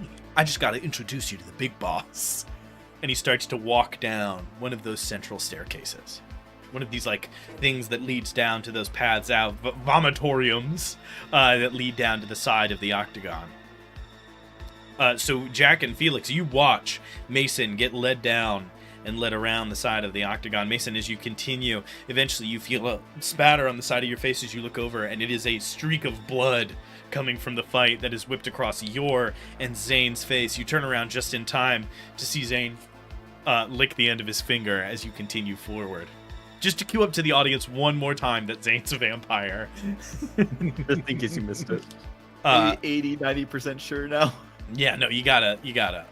This is go back and watch Lost Boys and see how many times they pull you to the side and say, "Just a heads up, they are vampires." They're vampires. They really do sort of reiterate on that note quite a lot. I apologize for you not being able to unsee that after this. You are sort of led around the corner, and you can see that sort of moving around the outside, kind of prowling around the exterior, at least for the first few moments of the fight. You assume at some point he vanishes off to wherever it is that he goes. Is Rick Crimson. This impossibly massive form who turns and sees you approach and goes, "Mason Fathom." Rick Crimson. Never thought I'd see you again. We cut to Mason Fathom in his like real, actual non-illegal boxing days, and Rick Crimson's in the audience, and the two of you share eye contact. Something you never thought of until this moment, as Rick Crimson cuts back and gives you a handshake with his impossibly strong hands. He reaches up, shakes the hand. So, here to fight, here for a seat. What are you here for, Mason? I'm here to fight. All right, come with me. And he leads you down one of these sort of alleyways down the corner. You don't go too So what's far. the prize pool? The prize pool for this? Well, it's 1989, so it's the most money you've ever heard of. $200,000. You guys walk down this sort of narrowish hallway that leads into a larger area, and of course this massive office with plush leather chairs and a huge mahogany desk, a giant aquarium fish tank with a bunch of fish in it that we have to shatter at some point in Act 3. You're invited to sit down at the table as you hear the sounds of cheering echoing from outside. Crimson's office being right off the Octagon. You can in fact see that he has windows that if he was to put the blinds up would lead right out onto the field and go, so, $200,000 on the line. Mason Fatham, what are you looking to do here? You looking to sign up for a couple of gigs? You want to do one night, one fight? What's the deal? Well, I've got a question for you. I've got an answer Do you for ever get in the ring yourself? I would if anybody was brave enough to take on Rick Crimson, and he pops his pecs. We could do a prize bout. Me and you, expedition. One night, one fight. What are you aspiring to get stuffed into a tuna can? Made into One a of us might be. sandwich? Go ahead and make a manipulate someone roll. I'll give you a +1 because this is the tack, right? I've got no issue with this approach. 14. 14 it goes. That would draw a lot of people. All right, Mason. You're on. You and me. Last bout of the night. You live, we'll talk. And he shakes your hand. Oh wait, it's the late 80s, early 90s. He gives you a predator handshake. Boom. It feels like everybody learned in like 1983 that you could do that and was like, oh, cool. That's all Yeah. people are going to do in movies for like 10 years. You sign a contract with Rick Crimson and head back out onto the field. And Rick goes, if I could give you a piece of advice, find a better name, Mason. As you step out. Jason. It's Jason. It's Rick Crimson. You step out, leaving the presence of Rick Crimson. I'm gonna, just for my own benefit, get a bunch of Rick Crimson merch made so that in 20 That's years, dirty. when people are looking through the shop for Foolhardy Press, they can be like, "Who the What fuck is is this? Rick Crimson? Like, who's Rick Crimson?" Too good. Mason, you make your way back out. I'll ask, what are Felix and Jack doing in that like 10-ish minutes? I think scoping out the area for like entrances, exits, and just like how the place is like set up in general. Read a bad situation. Roll plus sharp. All right. And with the tactical genius thing, I can do cool instead of sharp. Hey, there we go. All right. Yes, rolling really well now. So that was a 13. Hold 3. Best way in, best way out. Dangers we haven't noticed. Biggest threat, most vulnerable to me. Best way to protect the victims. All right. I'd say what's most vulnerable to me, maybe like You get to hold 3. since, yeah, like I guess like anything like structural integrity here, like similar to like the fish tank or something that like seems like it's like precarious and can be manipulated at some time. Yeah, most vulnerable to you. You look up at the ceiling above you. It is relatively high, but not ridiculously so, right? This is not an impossibly large structure. It's just a really big one. A little more budget than sense maybe went into this last part. You see that there is a sprinkler system that you could do something with. You see that there are a number of pipes and vents up on the ceiling and the like. You see that there are no windows anywhere in the building. It occurs to you there was none out front, and there's none in here. All of those things strike you as vulnerable, right? There is a sprinkler system. You could think of some clever things to do there. If you can start a fire in here or something, the smoke's got nowhere to go. You've got a lot of options kind of fanning out. All right. I guess maybe holding best way out for later. Any dangers we haven't noticed? As I look around the crowd. Any dangers you haven't noticed? There's only two really big dangers, and it is Zane and Rick Crimson. They seem to keep a tighter clutch. You looking around with that, you really get the sense that there doesn't seem to be any other vampires here. No other vampiric forces. They've either he only works with a few at a time, or they've been sent off, or maybe this is a new thing. Maybe this is a new development in the life and times of Rick Crimson. Looking around, I'm trying to think if there's anything else for the most part. Crazy that he was named Rick Crimson before he became a vampire. That's good stuff. Maybe that's I'll like brought his attention to the other vampires or something that made him. Like we're gonna get that guy. I'll give you an odd one. You look over to the one side and you see there is this like really aggressively spray tanned, skinny dude with blonde hair wearing an all white suit, like it's white suit jacket over a white shirt with white pants, and he has this thick silver chain on, like one of those ridiculous ones where it must weigh like 3.5 pounds. This thick silver chain. He smells heavily of cologne from like an impossible range, and is just talking to people and like trying to schmooze and doing an okay job of it. All right, so that's like another potential vampire guy or something. No, it's just Another basically threat. you asked about most vulnerable to you and about other threats, and there really wasn't anything, so I just wanted to give you one. It's not a threat; it's a positive. You see a huge thing of silver in the room. He has this thick necklace on that, if you could get it off him, would basically be like, what do you call those things? They use them to knock people out. Like I a was gonna say garrote? silver flail. Yeah, something like that. Okay. Somebody will be screaming at their phone screen in like 2 years when they watch back this. There's a name for them. They have like a little whip end at the end with a metal weight, and it's for knocking people unconscious. They're crazy. Oh, like a sap or something? Maybe. Anywho, we shuffle on. That's what you see, and you can keep that last hold. You can just keep that in your pocket for later. All right. Okay, so you keep a hold of that one, thinking maybe you'll need a way out or something else as things develop. Felix, what's up? I'm just kind of like, I'm trying to read people's minds with telepathy.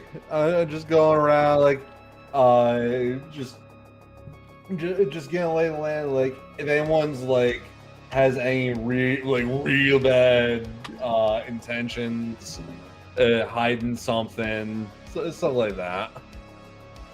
Okay, go ahead. Roll plus weird.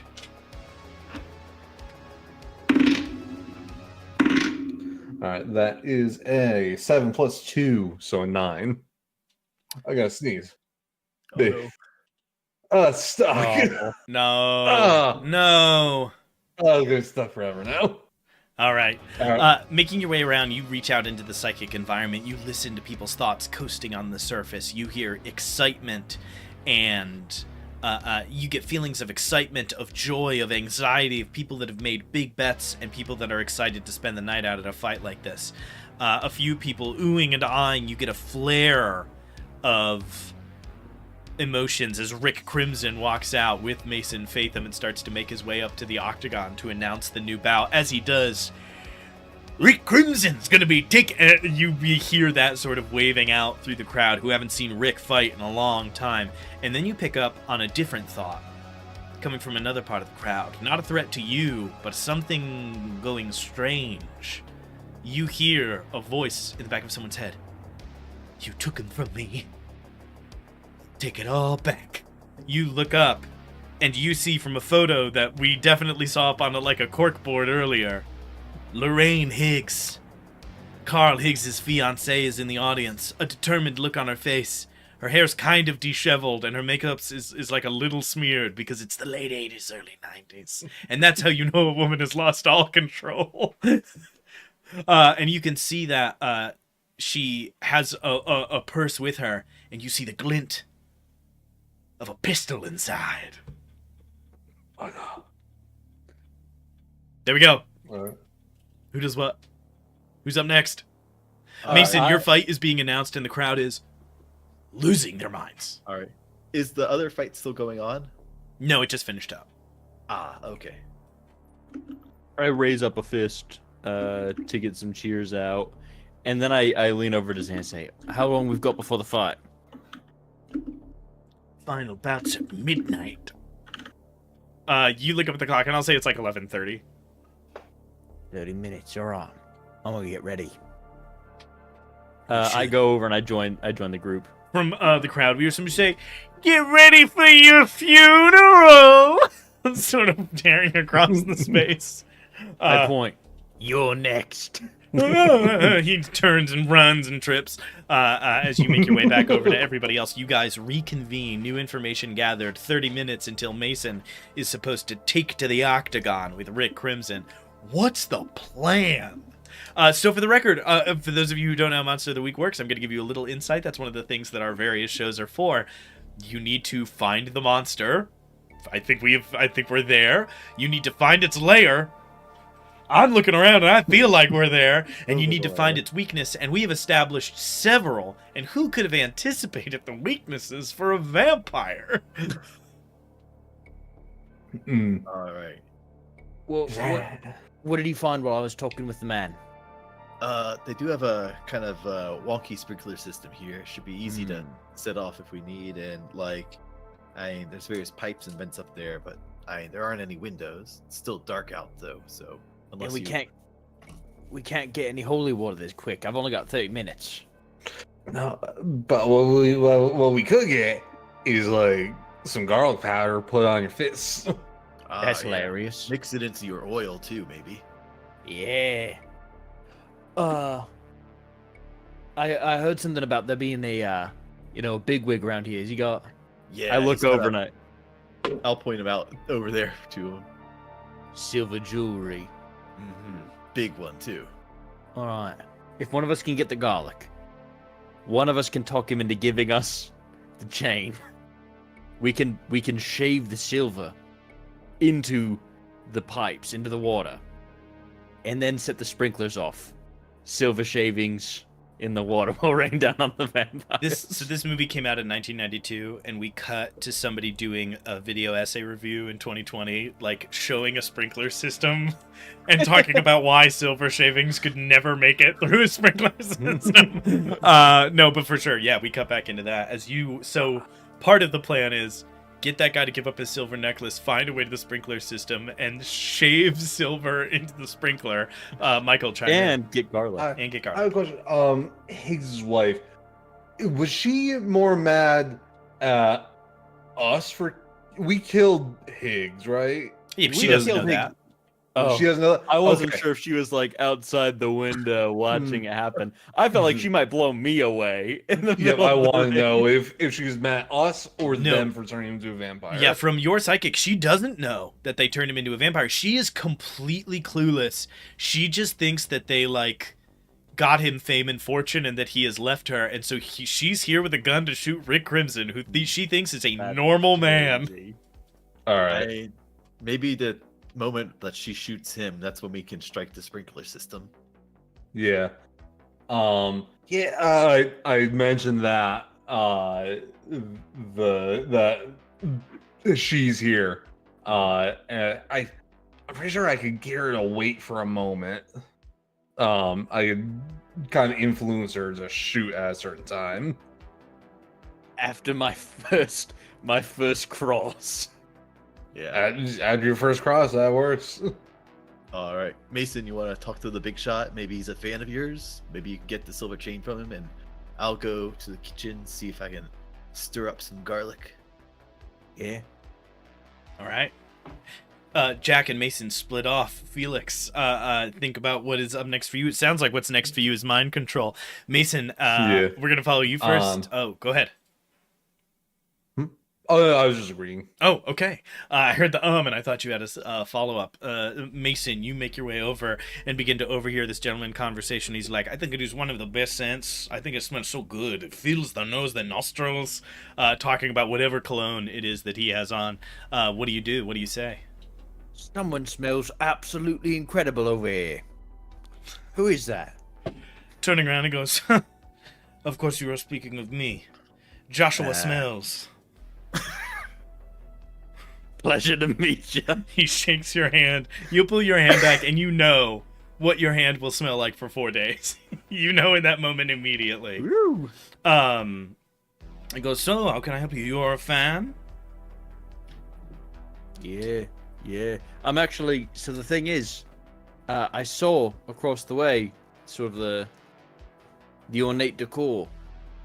Yes, your one neck. of my necklaces. You like? Oh yeah, beautiful. Yes. But the thing is, I'm actually going to be doing the main event here, and all I've got is this drab boxing short jacket combo. I was wondering, would I be able to borrow that for the walkout? I'll have one of my ringmen. I gesture over to where Jack Lofel is walking. I'll have him hand it back over. He'll be right on the side of the ring. He'll hand it over to you right at the end of the fight. Or at Roll- the beginning of the fight, sorry. Roll to manipulate someone. Take a +1 because you complimented his stink. 5 plus 4, 9. Plus 2, 11. Plus 1, 12. 12, you see, goes, if there's 2 things that Joshua Smells believes in, it is in up-and-comers and the teachings of Christ. And he takes his necklace off and hands it to you. I appreciate that.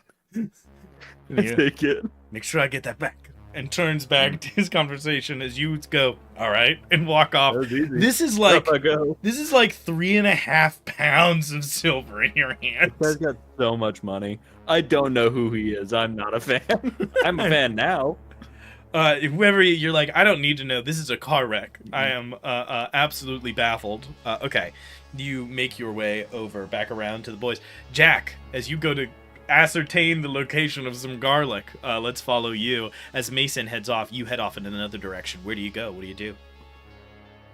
I guess like they've got to have like, I'm gonna try and like find the kitchen. Remember the tune that the other kitchen guy was like listening to, and just like switch the radio over to like just blast that one. Okay, all right. You switch the music over. Kind of create a smoke screen. As somebody like, who changed the music? As you like move in through the side, heading in. Go ahead and roll act under pressure as you try to just duck your head into the kitchen. All right. That is 5 total. Sorry. Damn. Fucking Okay. Horrible. Excuse me. A 5. Oof, that's tough. That was rough. Okay, I know what a 5 is.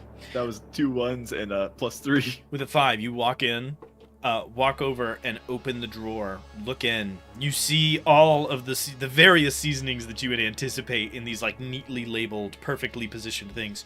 You reach down and grab the garlic powder, turn, just in time to hear the door open and to see Zane step through, look at you, look in your hand, and his eyes narrow. As you turn, the cap falls off and garlic starts to spill all over the floor. You amend it only with half the jar remaining. And Zane, you hear, breaks into a run behind you. What do you do? All right. I guess I'm gonna like grab the stuff that spilled and just blow it at him and run out of here. Okay, so I have so this is either kick some ass or act under pressure. Are you trying to hurt Zane or are you trying to get away? get away? I just want to like slow him down. All right, act under pressure. All right. Flat 10 or total 10? Flat 10 is great. That's you do what you set out to. I like this because this would also work on a normal man. I like this because this would also stop a normal man. He's like sprinting across the distance. You grab this handful off the floor and blow this garlic powder into his face. As he begins to cough. You see like smoke pouring out of his mouth as he coughs.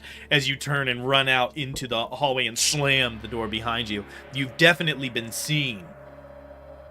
What do you do? As you like break out onto the other side, you've got like half of this container. Yeah, I think I'm gonna go back in there and I'm gonna try and circle around behind the bleachers to see if I can spot Mason. Absolutely. You like sneak behind the bleachers, making your way around. And Mason, as you finish that conversation with Joshua Smells and turn and look off in another direction, you see Jack behind the seats look at you and nod. And he's got a container of garlic powder in his hands. Felix, what are you up to as Jack and Mason run their stuff?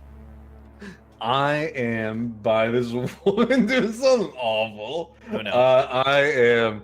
I'm beaming images Carl. of Carl doing his cross shot and then dying. Okay. So because I want her to shoot at the cross shot. Oh my gosh, I love it. All right, go ahead and roll plus weird as you try to Manchurian candidate this woman. Beam. This is a TikTok that Spencer sent us forever ago of somebody trying to fix somebody's headache using psychic powers and accidentally blowing their head. Because the text is just like, he's trying to solve my friend's headache with psychic powers, and he goes, and he gets the most intense look on his face, and then he just like, it's great. I have no way to get it to you. You gotta find that TikTok. It killed me for like 2 days. Michael, what's the result? It was 11. An 11, fantastic. It's working. You're full clockwork orange, like going through her head. Some other guy somewhere else gets a few of them, and he's like, it's going through my head like some kind of sliding show. And he'll go, his name, Jeremy PowerPoint. As we cut back to you, knowing that you've completed, you step away, realizing that you have sort of imprinted this into her mind. And now we not only have the layer of our vampire, the identity of our vampire and weaknesses, we have laid a cunning trap. Only a few things left to do before it is fully set. You guys reconvene. Jack and Mason, you guys have the silver and the garlic. Felix has made it so that so that Lorraine Higgs, the fiancée of the recently killed Carl Higgs, will do what she needs to do at the correct moment. How do you get to the sprinkler system? What does that look like? You only have like 20 minutes to get it done. All right, Mason. Good news is since they are vampires, they didn't use any of the garlic in the kitchen. Bad news is I had to use about half of it to get away. But we've got it here. If you want to mix it into the oil, that'll hopefully keep him off you. And I've got a knife. I'll get Felix, and we'll find a sprinkler system and start getting it ready as you get ready for your match. I hand them the big ass chain, and I say, don't use all of it. Just try and use like the clasps so you can remove, one link at a time. Because you guys seemed actually kind of nice. All right. I'll be discreet. Cool.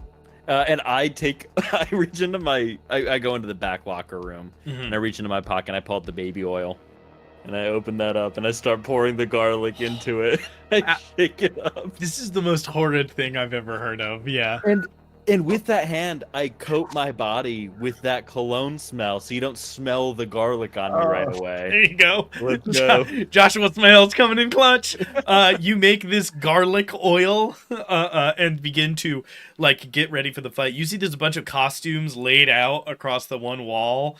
They're all ridiculous. I will say, start to mull over what you walk out in for this bout. As you cover yourself in garlic oil and then take this incredibly fragrant stand and try to sort of mask the smell. I'll say, I think roll. I can't believe that this is the two. It's either act under pressure or use magic. Yeah, to cover the smell of the garlic. It's gonna be act under pressure. My weird's -1. It's just there's things that you're like, yeah, but use magic literally means do a spell, and I'm like, no, when you watch a movie and some shit works that shouldn't work, I think that should either be its own stat or should be use magic. It's like, yeah, it's movie magic. You know what? I'd say lathering yourself up with a bunch of garlic oil is gonna be kind of weird. So I mean, see, it is weird. Now I do get a 10. Okay. For act under pressure. So I'm doing it making sure nobody's looking, and then I start adding it on. You do what you set out to do. Absolutely, you are covered, and so I think what I'm going to give you is +1 armor against Rick Crimson. Let's go. I need it. I have no armor. So mark 1 armor specifically against Rick Crimson and Zane. Those are the 2 characters that you have 1 armor against. And getting ready back here, the last thing, a sort of cinematic parallel to what Jack had going on with his Sig 9 or whatever weapon he had on his back. as Mason puts on his boxing pants, it is just a huge American flag, which makes no sense. Yeah. He like ties a belt off around his waist, and he tucks the sharpened Q into the pants and tucked with the belt, so his spine is like perfectly upright. This big cape and this hidden stick down the back. I love it. As you make your way towards, well, I guess just getting ready, right? We have like 20 minutes. I have to be a little, I don't want to do too much movie time. We need to be a little, right? We need to do okay with that. As we cut to Jack. Jack, how are you getting to the sprinkler system? All right, I guess like maybe, actually, yeah, that'll be my hold one. Is the best way into the sprinkler system. Best way in. You quickly make your way back out, perfectly switching lanes with Zane as he is out looking for you around this place. You manage to make your way to the back. Looking, you see the doors that go from like those nice exterior wooden doors to like a more interior like service door, until eventually you get to those grungy, unattended, white painted metal doors that always lead to places like boiler rooms and sprinkler systems. You pop one of those open with no effort, make your way inside because you had +1 hold. Otherwise we'd have to do a whole bit where you try to get the door open. And you are faced with what a sprinkler system looks like. I assume there's pipes. It's a big tank connected to pipes. There you go. There's a Yeah. big tank connected to pipes. Great. I guess I'll take out my big knife and I'm just gonna like get a chunk of this chain off, reaffix the other thing, give it back to Felix to bring back to Mason, and I'm just gonna start like slicing it up and dumping it in here.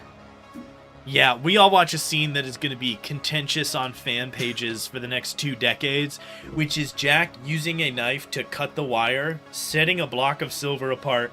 That necklace ends up back together. He hands it to Felix. And then the camera just pans to be only shoulders and head as we see him take his knife and start apparently chopping a silver necklace up. Like an impossible motion. An impossible motion.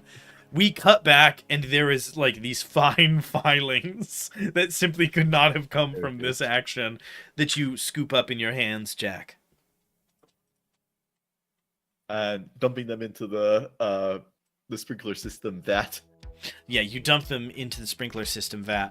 And Take the again, knife because and we swirl really it need to around. cue up the vampire thing, we start to see, like, a little bit of fog pour out of the top for no reason. Like, a little bit of, like somebody dropped some dry ice inside.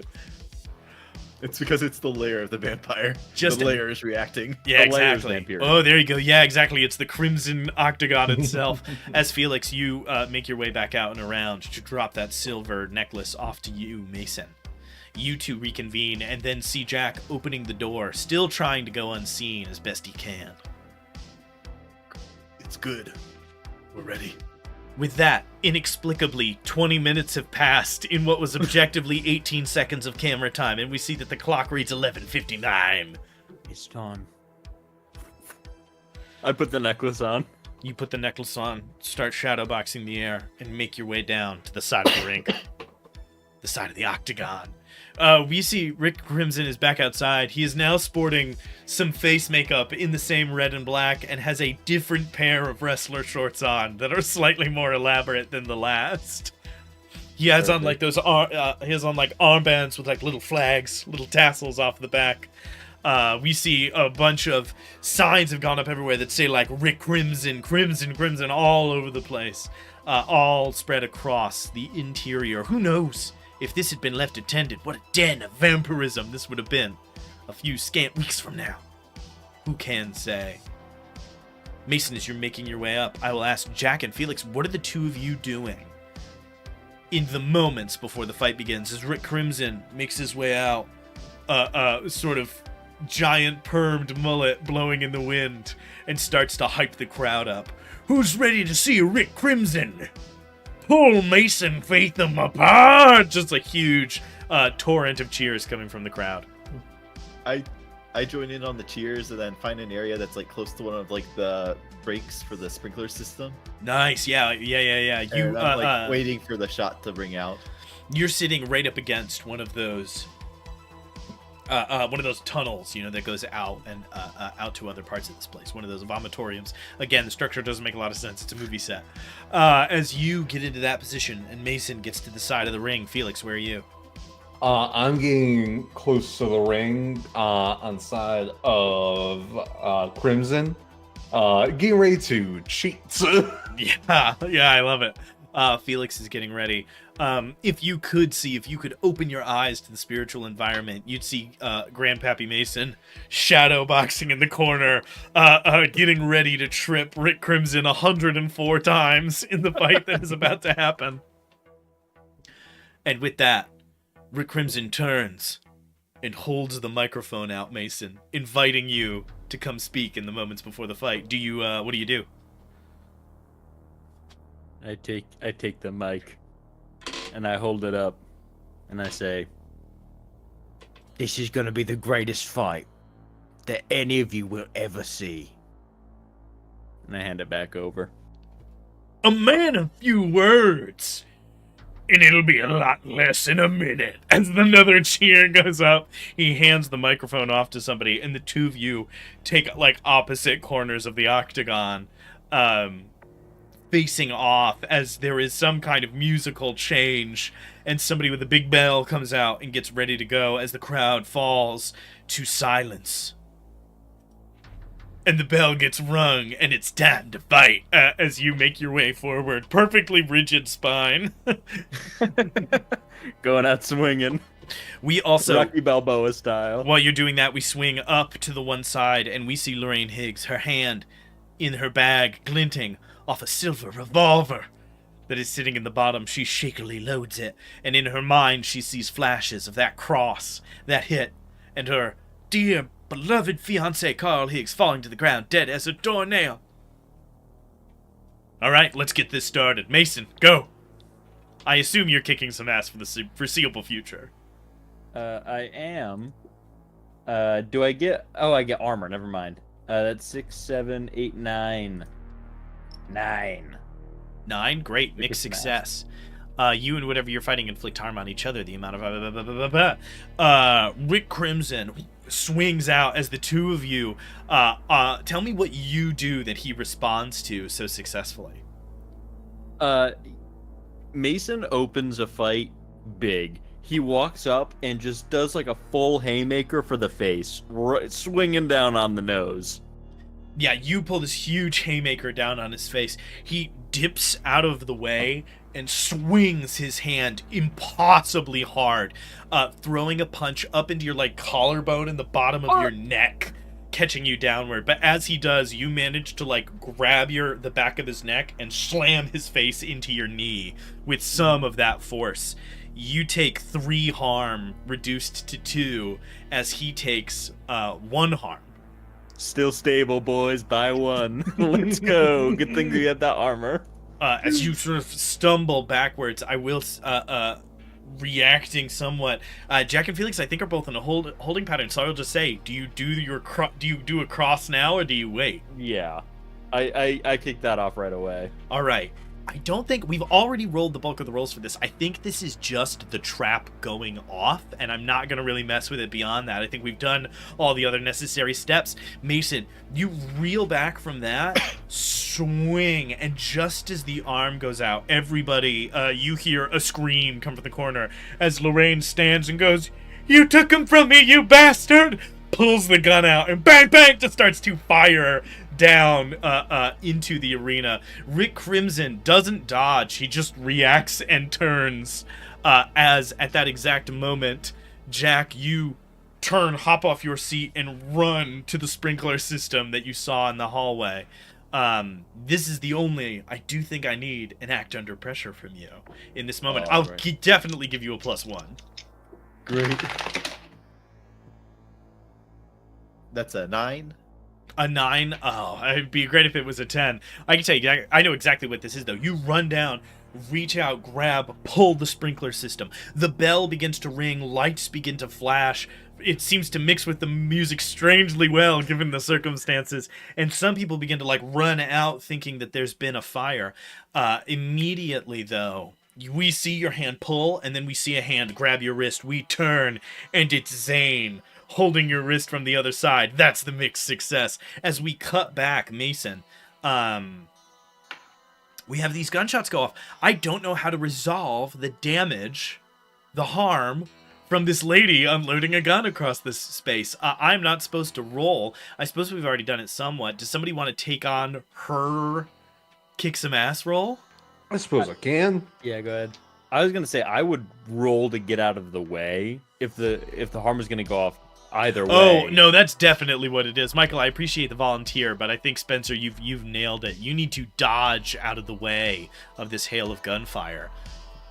Act under pressure. Roll plus cool. I'm gonna use a luck point. Did you roll like a 2? I rolled a 2 and a 1. Can I argue he gets a +1 since he knows the gun's going to be firing?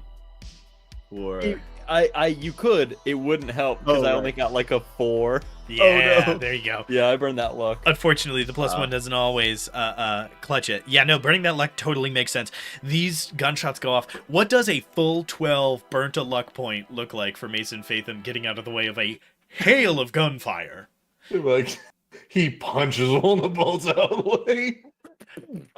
No, he does. He was initially going to jump out of the way, but he sees that the bullets are going to go a little bit off. He bobs and weaves one of them, and it over the side, and he grabs Rick Crimson and like pulls him in the way of the rounds. Yeah. So he gets hit and he gets nothing. Rick Crimson gets like pummeled with these bullets. I'll say a normal hand does 2. I'll give Rick Crimson 4. And even this does not hit Crimson as hard as you were hoping. This rain of bullets strikes into his chest, and he looks furious up, reaches down, and because of how Kick Some Ass works, you see he grabs a steel chair and whips it across the space and knocks Lorraine Higgs unconscious. This chair like Damn.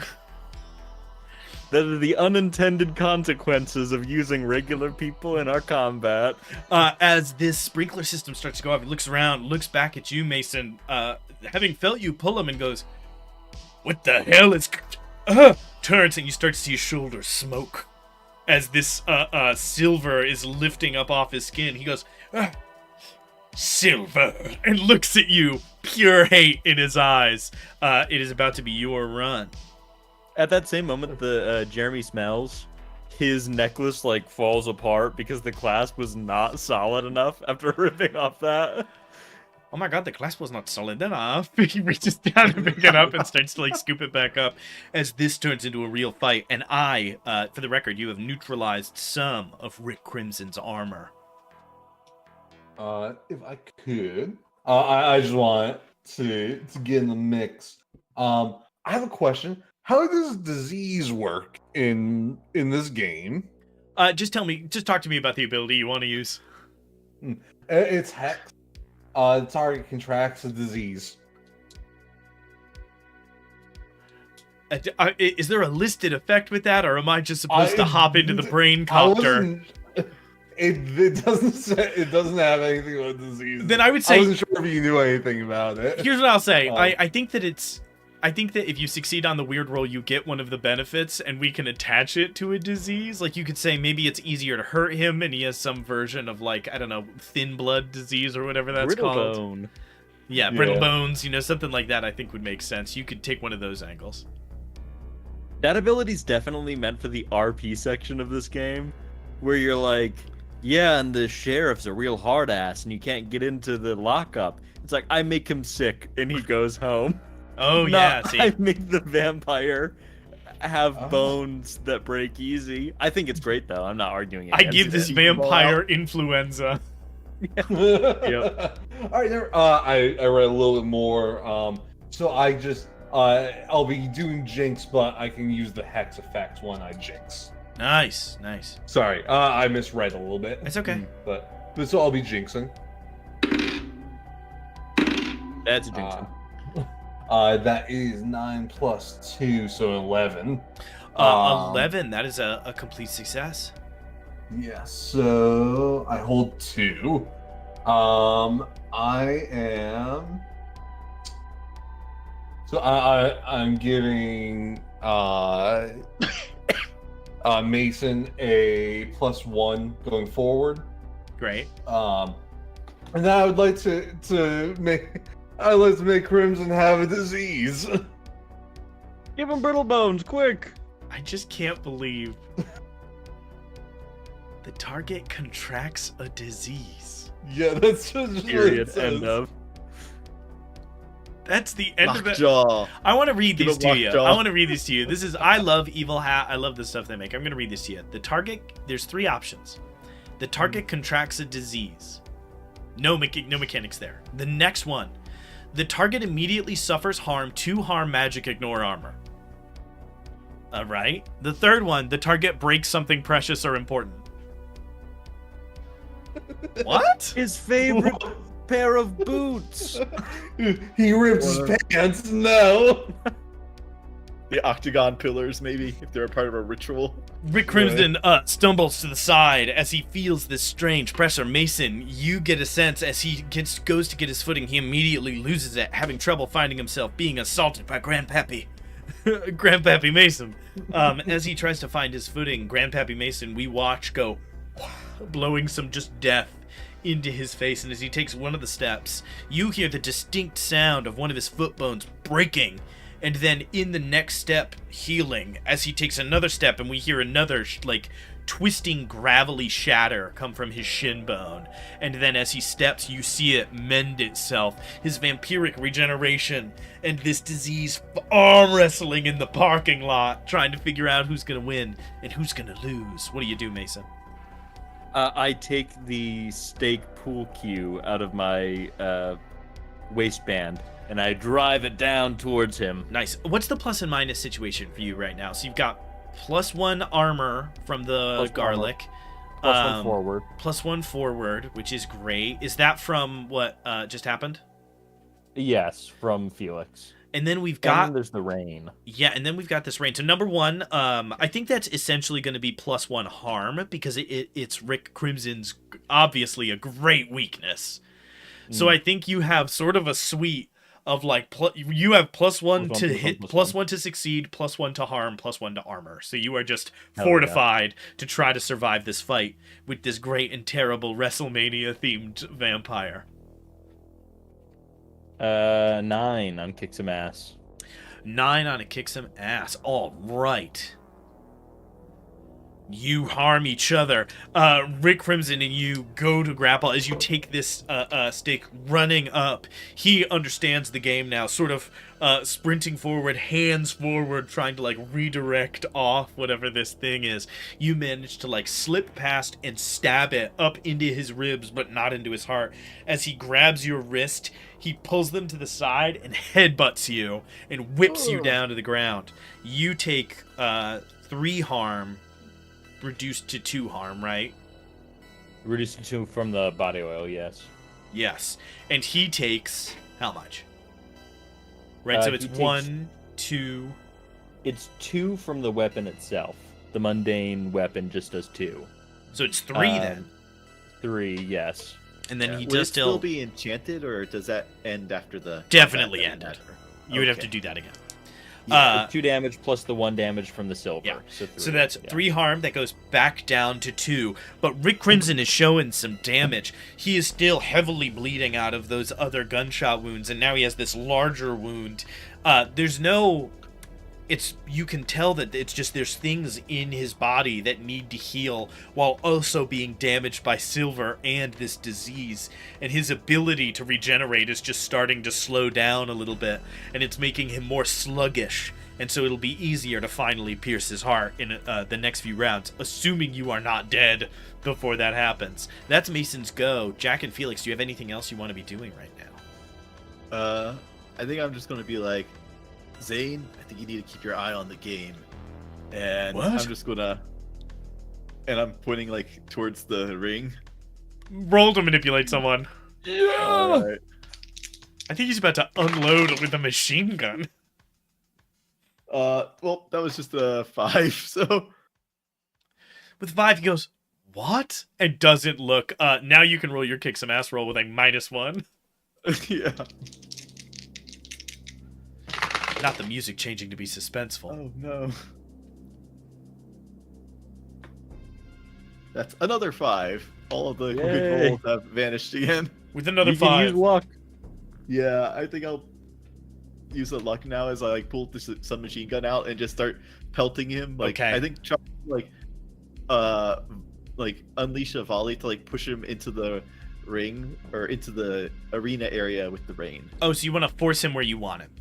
Yeah. All right, then you take 2 harm, and he takes how much? It's 3 harm, close, area allowed, reload. So 3. Yeah. Yeah, you all hear this incredibly loud, like, rain out over the space as this machine gun fire goes off. It sends Zane hurling backwards. He stumbles, landing, and his shoulders begin to burn as he is exposed to this silver rain, his weakness having been used in this moment.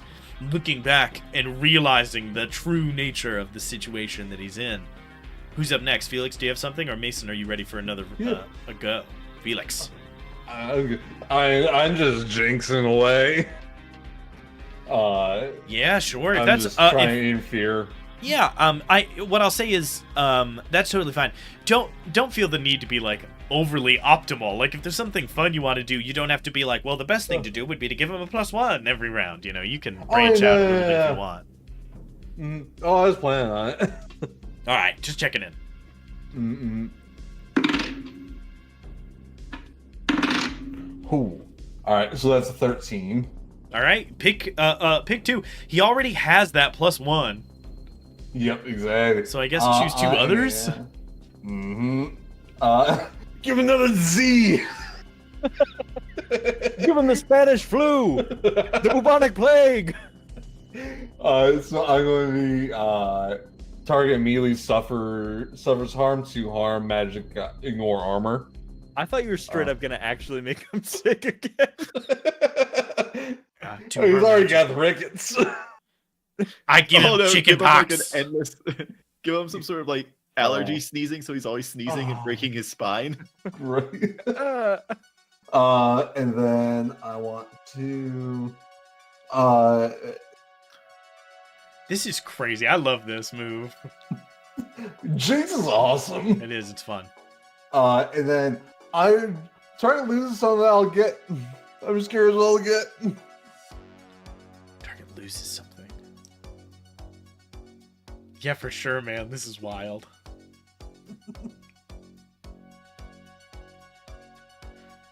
Okay, I got it. All right.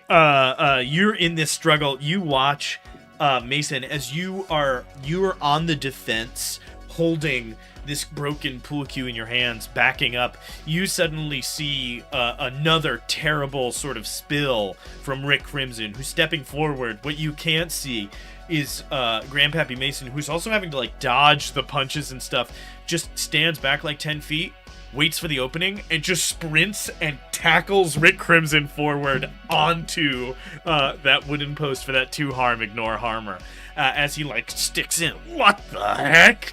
Turning. Rick Crimson whirling around, spins super fast, and his wallet flies out of his back pocket and onto the ground, and Felix, there's much cash inside. Hell Hell yeah. yeah. All right. Mason takes this opportunity and immediately swings down. All right. This scene is good. We see that tackle. He falls onto it. You pull it out and rear up as he like leers up. We get this great shot. They're like, this is the cinematography moment of this. Is the two of you in the octagon, framed by red, light cascading down. It's all abs and fucking stabbing. What do you do? I'm going to swing it straight down for his heart.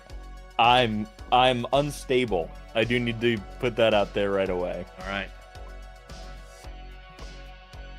8, 9, 10. 10. 10. Perfect. Awesome. All right. You gain the. It doesn't matter too much. You gain the advantage. Take +1 forward. You inflict terrible harm. You suffer less. You force them where you want them. I inflict terrible harm, baby. Let's go. An additional one. As he whips up, hand reaching out, you grab the wrist and drive this stake deep into his heart. As it plunges through his heart, Rick Crimson spits out blood gushing down the front of his face as he rears up one more time and drives a fist into your stomach for 3 more harm, reduced to 2. And I'm going to... Can I use my ability, what could go wrong? I charged into immediate danger without hedging my bets. Sure, what does that do? I reduce someone's harm suffered by 1. Mine. So it goes from 3 to 2 to 1. You only take 1 point of harm. And I'm still up, baby. I got 1 more. Oh my god! Perfect. As you slam this down into his chest, Rick Crimson looks down. His blood looks up at you. You haven't seen the last of Rick Crimson. As his form shrivels, just like Carl Higgs's did, and Zane begins to no, as the same thing happens to Zane at the same moment. His patriarch vampire dispatched, the form of Rick Crimson shrivels and shrinks to nothing at all. Your name fucking sucked. And then I collapse. And then you collapse. And we black out from that scene. We awaken in a sterile white hospital room. Beep, beep, beep, beep, beep, beep. Mason's hooked up. Mason, you come to covered in bandages, wounds everywhere. You've been stitched up and taken care of. Despite us definitely never seeing a break during any point in that action scene, your right arm's in a cast. I felt my punch was too strong at the beginning. I will ask, we are in closing vignettes here. You guys have solved my vampire puzzle. We have this scene of Mason. I will say, Jack and Felix, do you have? Are you here? Do you have anything to do in this scene before we wrap things up? With Crimson's money, I'm paying off the hospital bill. All down to the cent. It's what the hospital bill costs. You pull out the wallet and it's like 1988, and so they're like, it's gonna be a tough bill. It's gonna be $1,000. As you hand over, slam it down. You hand over the cash and make your way back out to where everybody else, to where the others are. Mason, you see Felix coming down the hallway. Is Jack present in any significant capacity? Yeah, I think he's like writing a couple of like sliding a couple of like protective like runes and trinkets into the cast as he's like keep him safe, and then like leaves out and visits the next door talking to Lorraine Higgs as she's recovering too. She's just and I She's hand just her a head business bandage. card. Yeah, and I hand her a business card. It's like, did some good work out there. We could always use an extra hand. Oh, okay. She takes it as you head back out into the hall. Yeah, I'll also just say like, sorry about Carl, but I'm sure out there are other people that need protecting, and you could put a stop to any injuries befalling them. All right. You deliver that, and we cut from that scene as well. We see the credits. We get through like the first third of the credits, and then we get our first post-credits scene, which is Jack at the computer typing, and the light goes off. And we go through the rest of the normal credits, and there's another post-credit scene, and it's Jack walking down the hallway. He knocks on the door, and this time Mason opens the door. He has a new scar with FX makeup across the side of his face. We keep moving. We watch all the rest of the credits, and at the end there's one more credit scene, and we see Jack, Mason, and Felix looking over notes. It's not possible. As somebody we've never seen before is pointing things out to you because they've only been budgeted for the next movie. And then we cut to a dumpster across town. There's a garbage truck trundling down the road. We see it. The guy in the front's eating a sandwich. The other guy next to him is drinking a chocolate milk. One of them is a Saturday Night Live comedian from the appropriate time. They're talking back and forth, and all of a sudden they scream this terrible wrenching noise. The truck stops, they get out, go to look, and the metal piston on the back of the truck has been torn completely upward. And all we see is a little trace of red paint and a body and a place where a body once was. The body of Rick Crimson. And that is where we're going to end tonight's episode of Scheduling Conflicts. These are always very silly and incredibly fun. I'm glad that we can sort of enjoy the space together playing games like Monster of the Week in ridiculous scenarios. If you watched, thank you for watching. If you're watching in the future, thank you for joining us on this perfectly ridiculous adventure. You guys did a great job nailing the genre of very fun characters. You can catch 3 streams on Foolhardy Press on Twitch and YouTube, Sundays, Mondays, and Tuesdays. They're always at 7:30. Sundays at 7:30, you can catch Game Master Masters of Games. We had to cancel this last one, but we'll usually let you know in advance if things come up, and maybe you'll get to see another episode of Scheduling Conflicts when things get canceled. On Mondays, you can catch The Party Makes Things Worse. We just finished up Spencer's Monster of the Week campaign, a fun 9-episode arc called The Prince of Charming, and we're moving into a D&D, I guess, brief campaign, 15-20 episodes. That's an adventure that you can tune into. That is the Song of the Reliquary. I am running that in D&D Advanced 5e. We are trying to use the newer rules as best we can. And then, of course, on Tuesdays, you can catch DM Writer's Room, where we demystify the DMing process by coming up with adventures, monsters, magic items, occasionally things for other games. We have a lot of fun over there. Definitely check us out on YouTube and TikTok while there is still a TikTok. That window is closing. But definitely go check us out on YouTube. Like and subscribe.